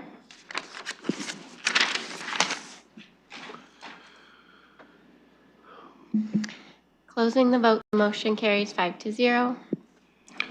Thank you. Moving on to 3.8, this is regarding 3563 Bostwick. Again, before I go to the PPM, I'll go to staff for a brief report on this.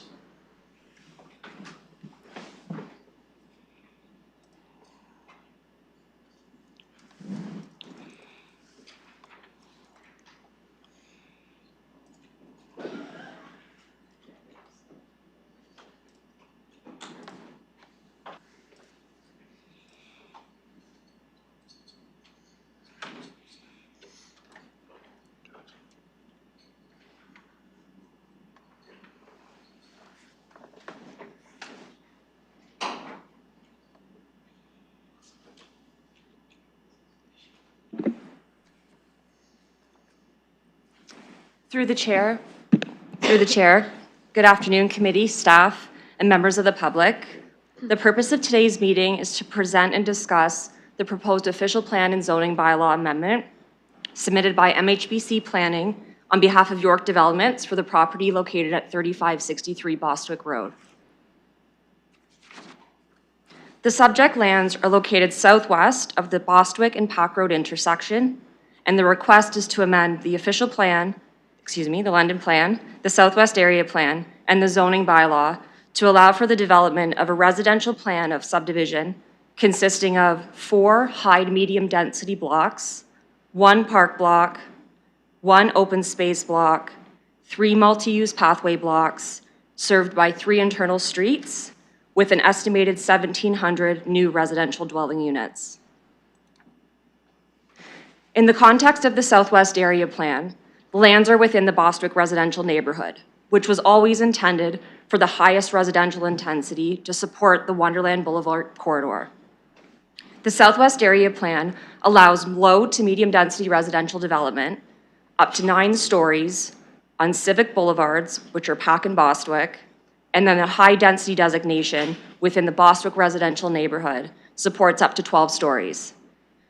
The London Plan also supports inward and upward growth, complete communities, and diverse housing options consistent with the London's long-term growth strategy. While higher densities are proposed here, they do align with recent approvals and advance transit-oriented high-density development along major corridors. Since 2023, there have been a few revisions proposed by the applicant, mainly adjusting the height, including in 2023, an original submission of a maximum of 9 stories, in 2024, a maximum of 19, in May 2025, a maximum of 17, and then in September, just this past September, readjusted to a maximum of 16 stories. To the north and east of the Southwest Area Plan permits a maximum building height of 9 stories within the medium density designation, adjacent to Pack Road and then Bradley Ave. To the south, an official plan and zoning bylaw amendment was approved in 2019, permitting 6-story apartment buildings adjacent to the site and then 9-story buildings further south along Bostwick Road. Directly to the west, an official plan and zoning bylaw amendment was just approved this past July, permitting a maximum of 16 stories limited to the northeast part of the development along Pack Road, abutting the subject site. The public feedback included concerns around the height and density, traffic and congestion, a lack of privacy, the impact on schools and hospitals, the need for sidewalks and bicycle lanes, the impact on servicing, and the need for enhanced transit services in the area. Sanitary servicing was originally proposed through the W3 subdivision to the south. The updated servicing strategy includes a connection through Bostwick Road and the future Kilbourne subdivision directly to the east. The timing of the Kilbourne services is still pending approval to be coordinated as plans advance. An H8 holding provision has also been recommended to ensure adequate servicing is confirmed before the development proceeds. City staff are satisfied that sanitary servicing can be accommodated with coordination and phased implementation. The recommended plan includes a range of townhomes, low, mid, and high-rise apartments with ground floor commercial uses. The purple and white hatching at the very northeast corner is reserved for the future build-out of the roundabout at Bostwick and Pack, planned for 2027. The building heights range from 3 to 16 stories, whereas a maximum of 16 stories is proposed for the portion fronting Pack and Bostwick, shown in purple. A maximum of 9 stories would be internal to the site, shown in red, and then a maximum of 6 stories for more of the southern portion, shown in orange. The very most southern portion of the block will also include a series of lower density zones, open space, and then multi-use pathways. Although the proposal aligns with the city's strategic growth direction, staff acknowledge and are extremely supportive of a comprehensive review of the Southwest Area Plan to ensure that future development remains consistent with London's long-term vision and policy framework. Such a review will support the creation of cohesive, well-serviced, and resilient neighborhoods that considers the principles of good planning and promotes sustainable urban growth. The proposed development provides a range of residential densities, promotes intensification, and contributes to the planning of complete communities. Thank you very much. Thank you. So I'll look to open the vote on opening the public participation meeting.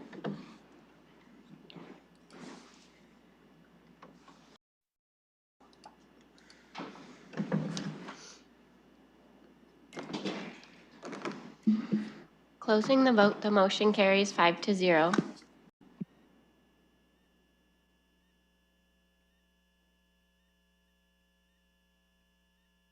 Yeah. Okay. So yeah, public participation meeting is open, so I'll look for the first speaker. Please give us your name, and you have 5 minutes. Good afternoon, Mr. Chair, members of the committee. My name is Scott Allen. I'm with MHBC Planning. We are acting on behalf of the applicant, and with me today are several representatives of our project team who are available to answer any questions council members may have or committee members may have. At this time, we'd like to briefly express our support for the findings and recommendations of the planning staff report as recently presented. In particular, we agree with planning staff's conclusion that the range and mix of housing integrated into the proposed subdivision, that range is appropriate and compatible with the character of the surrounding community and provides for greater housing choice within the Bostwick neighborhood. We are also in agreement with planning staff's assessment that the Pack Road corridor is evolving and presents a prime opportunity to intensify in an inward and upward manner to encourage housing diversity and complete communities. Further, we support the zoning structure and urban design directions set out in the recommendations to help appropriately guide the ultimate site development. And to conclude, Mr. Chair, with approval of the proposed official plan amendment and zoning bylaw amendment and the subsequent draft plan approval, the applicant intends to advance this project to the detailed design phase expeditiously. And we'd also certainly like to thank staff for their assistance through this process. Thank you. We'll gladly answer any questions committee members have. Thank you. I'll look for other speakers to this item. Please, ma'am, give us your name and you have 5 minutes. Good afternoon, Mr. Chair and members of committee, members of the public as well. My name is Laura Jameson. I am a planner with Zelinka Priamo. I'm here representing our client, Southside Construction Management Limited, the owner of the adjacent lands to the west of the subject property. A letter was submitted to the clerk regarding some preliminary comments we had, and I am here to reiterate those comments for committee's information today. Southside is generally supportive of the development proposal and the H8 holding provision relating to appropriate servicing arrangements for the subject property. However, Southside has noted that the proposed servicing strategy was not contemplated in the original Colonel Talbot pumping station catchment area. Southside is requesting confirmation from the city that the servicing strategy for the proposed development will not affect capacity in the downstream sanitary system that would hinder their lands at 6309 Pack Road, which were recently draft approved. That's all that I have for you today. I'm happy to clarify any of my comments, and thank you for your time. Good, thank you. Look for other speakers. So clerk, if there's anyone online.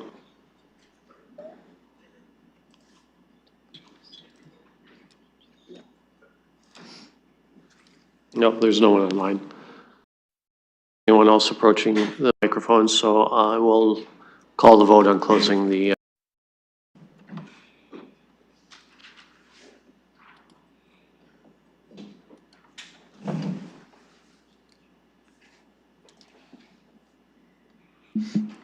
Closing the vote, the motion carries 5-0.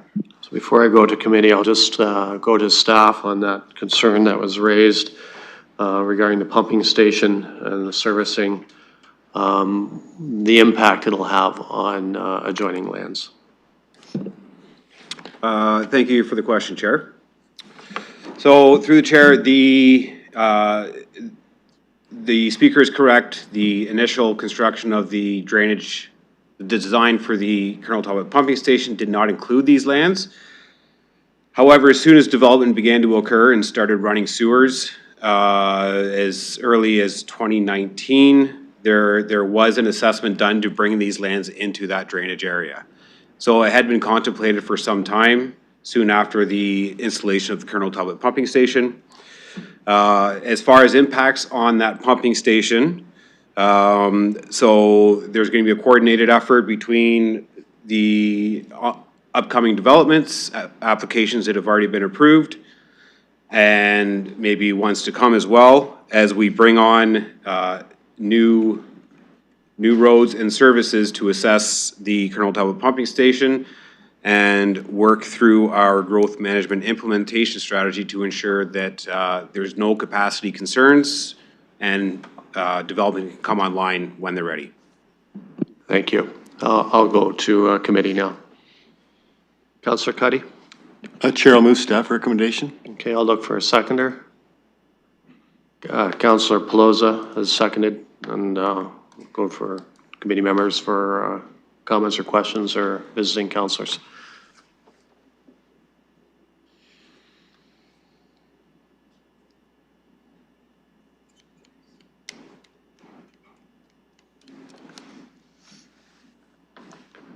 Okay, Councillor Hopkins, go ahead. Sorry, I was hoping that committee members would make comments first, but thank you again for recognizing me. This is an application that is in the ward that I represent, and I have heard from community members some of their concerns, and I would like to just make a few comments here, just following up on this application. It's, as you can see, it has had numerous revisions, and I want to thank the applicant for working with city staff to come up with a recommendation that looks like everyone can agree on. I am supportive of the commercial component. I think that's an important part of the development in this subdivision. It's also important to have that residential development going from high-rise to low-rise. Do have a question, as we have seen many applications in this area dealing with wet ponds, the environmental impacts to this development. So a question that I'd like to have asked through you, Mr. Chair, to staff would be how, as we go through the site plan, how do we demonstrate that no net loss to the environment will be to our natural heritage system? such as woodlands and wetlands in this application be protected? I'll go with staff. Through the chair, thank you for the question. With this application, the vast majority of the woodland is being protected, and the parts that are being removed are actually being relocated on the south side of the subdivision. In addition to that, there's 2 unevaluated wetlands that are being protected as part of this plan, and through the future design of the subdivision, we will make sure that there's the ecological compensation and replacement plan that is required, and that will be required as part of our draft plan conditions. Further to this, we do have appropriate land use as well as zoning in force for these woodlands and wetlands, which does include OS5 zoning to ensure their protection. Councillor. Thank you for that. I also appreciate the comprehensive review that we're going to have going forward with SWAP. We're not there, though, with this application. And I would like to address some of the concerns that I have. And one of them relates to 4.5, which is the future planning, and why we continue to evaluate zoning applications in isolation without understanding the cumulative impacts in this neighborhood. And that is the concern that I hear from residents, not understanding as we approve one application, the implications to other developments. Obviously, it's noted that this is a transit corridor. There's no transit in this area. So, as we go forward and create these developments with the density and the intensification, we should be looking at opportunities to move around with different modes, which would be transit and supporting more routes, more ways to move around is just something that is mindful when I look at these applications that it's missing. As much as we say it's there, it's not there.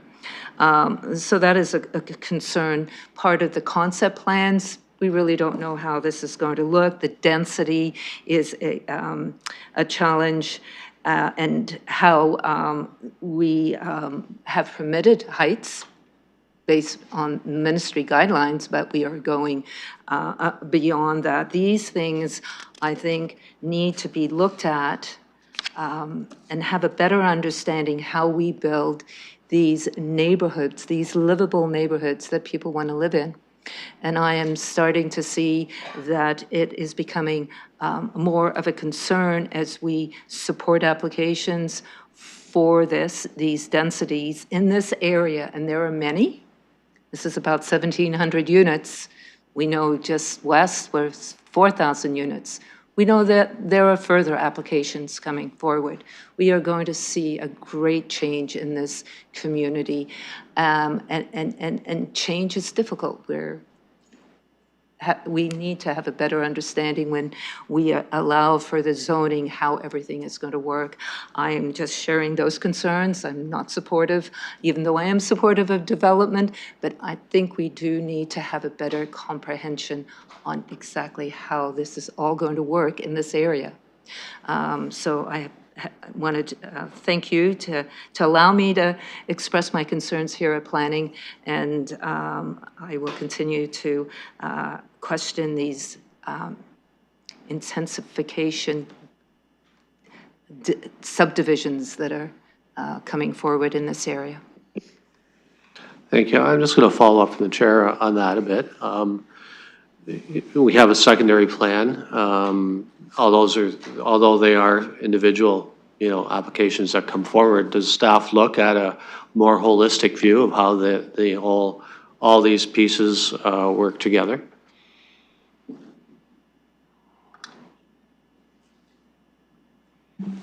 Through the chair, thanks for the question. As applications come forward, we definitely do have that comprehensive review of the surrounding area. A good example of that is through our traffic impact assessments. We do have the consultants include those upcoming applications as well to evaluate those. But in saying that, we recognize this area is growing out, so we do see a need to do a further comprehensive review through SWAP. There's an opportunity there. So that's why we've highlighted it in the recommendation. And as far as, transportation, how we get around, at what point do you bring in London Transit?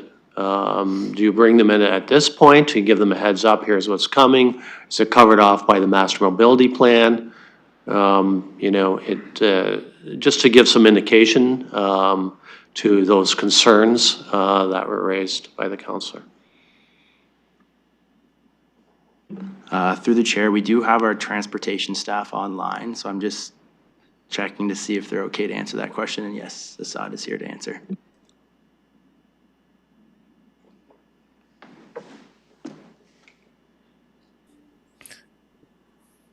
Yeah, through the chair.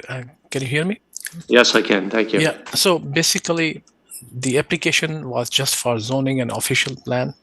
So as part of the next iteration of mobility master plan review update, we will definitely look into that and make sure that the area should be provided transit priority measures. And also we will incorporate the transportation demand management measures into the new plans of subdivision, especially because the plan of subdivisions are integrated into each other, and there is a good opportunity that they should also be connected through internal sidewalks and many other active modes of transportation like biking. And so, yeah, there will be several opportunities at every phase of the developments. We will monitor and ensure that the current thinking for the sustainable transportation is in alignment with the mobility master plan. Thank you. Okay, thank you. I'll go to Deputy Mayor Lewis. Thank you, Chair. Based on both Councillor Hopkins and the questions that you just asked, I have to comment, and I think it's really important that we keep our eye on what the Planning Committee does, and we just heard this is a zoning plan amendment.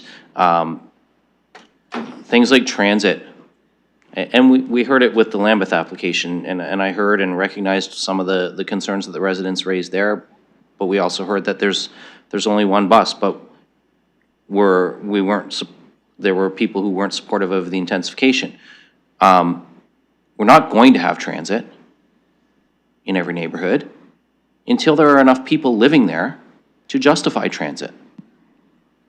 And I'm delighted that we've heard from LTC that we're going to start getting assessment growth business cases to help pay for growth in the transit service as well. But when we start speculating on when transit will come, well, that will come when housing's built and occupied so that there are riders there. Because we're not going to run a transit line that's 10% occupancy or 20% occupancy. It doesn't make economic sense. You have to have the density before you have the ridership. And so, and I think it's incumbent on all of us as councillors to repeat that to our residents when they raise concerns about, I don't want intensification because there's no transit. You frankly can't have transit until you have intensification, because there has to be enough people to actually ride the bus. And it's just been a theme that's been recurring around a number of applications that we've heard. And I do hope that transit certainly is taking advantage of the assessment growth business cases as well, because I know we have neighborhoods. I know Councillor Rahman's had to leave, but I know Councillor Lehman as chair and you and her represent the same areas. I know that there's a couple of neighborhoods in your wards that are waiting for transit to come, and those do need to be looked at because the people are already there. But when we're talking about planning applications and zoning approvals, we're giving those with the acknowledgement that some of these projects are going to be 3 to 5 years before they're completed. Some of them even longer. I mean, Legacy Village, which myself and Councillor Cuddy and the mayor were at the sod turning of last week. Well, it was more gravel turning because there wasn't much sod, but that's the time of year we're in. But that's a 15-year project, possibly 18 years, depending on the pacing. So there's not going to be transit there right away either. Through that new neighborhood as it's created, yeah, there'll be some transit still at Oxford and Highbury, but it's not going to go into a subdivision where people don't live yet. So I think that's really incumbent on all of us. And I don't think it's incumbent on us to be asking staff to respond to when transit's coming. I think it's our job as counselors to say to residents, transit will come when people live here. So I had to follow up on the conversation that I've just heard from my previous two colleagues. I understand the desire to have that, you know, and that's why we do things like the master mobility plan for 10 years out and identify transit priority corridors and those sorts of things. But we also know that there are planning applications that don't come to fruition. There are some that sit and the land stays sterile for quite a long time, and we still see some of those going back to the 2014 to 2018 council where bonusing conditions were put on and they've never been developed. So I think we just need to keep in mind that at this committee, what we're looking at is the zoning, planning requirements that we're passing, whether or not we're going to, you know, the H provisions for sewers even, recognize that the capacity might not be there today, that you might not be able to build until the capacity is there. And the same thing goes with transit. You're not going to get transit until there's ridership capacity. Thank you. Councillor Hopkins. Thank you, Mr. Chair, for allowing me to respond. I know I've already spoken. I do appreciate Deputy Mayor's comments, but transit is not the only concern I have with the development, with this development and other developments in this area. Thank you. Thank you. I'll look for any other comments or questions. We have a motion moved and seconded. I'll call the vote.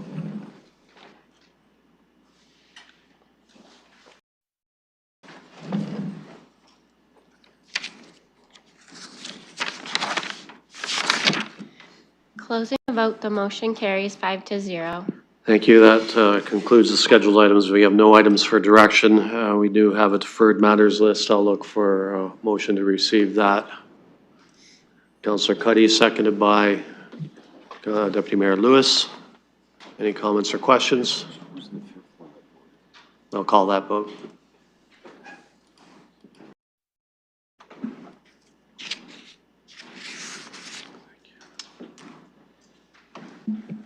Closing the vote, the motion carries 5-0.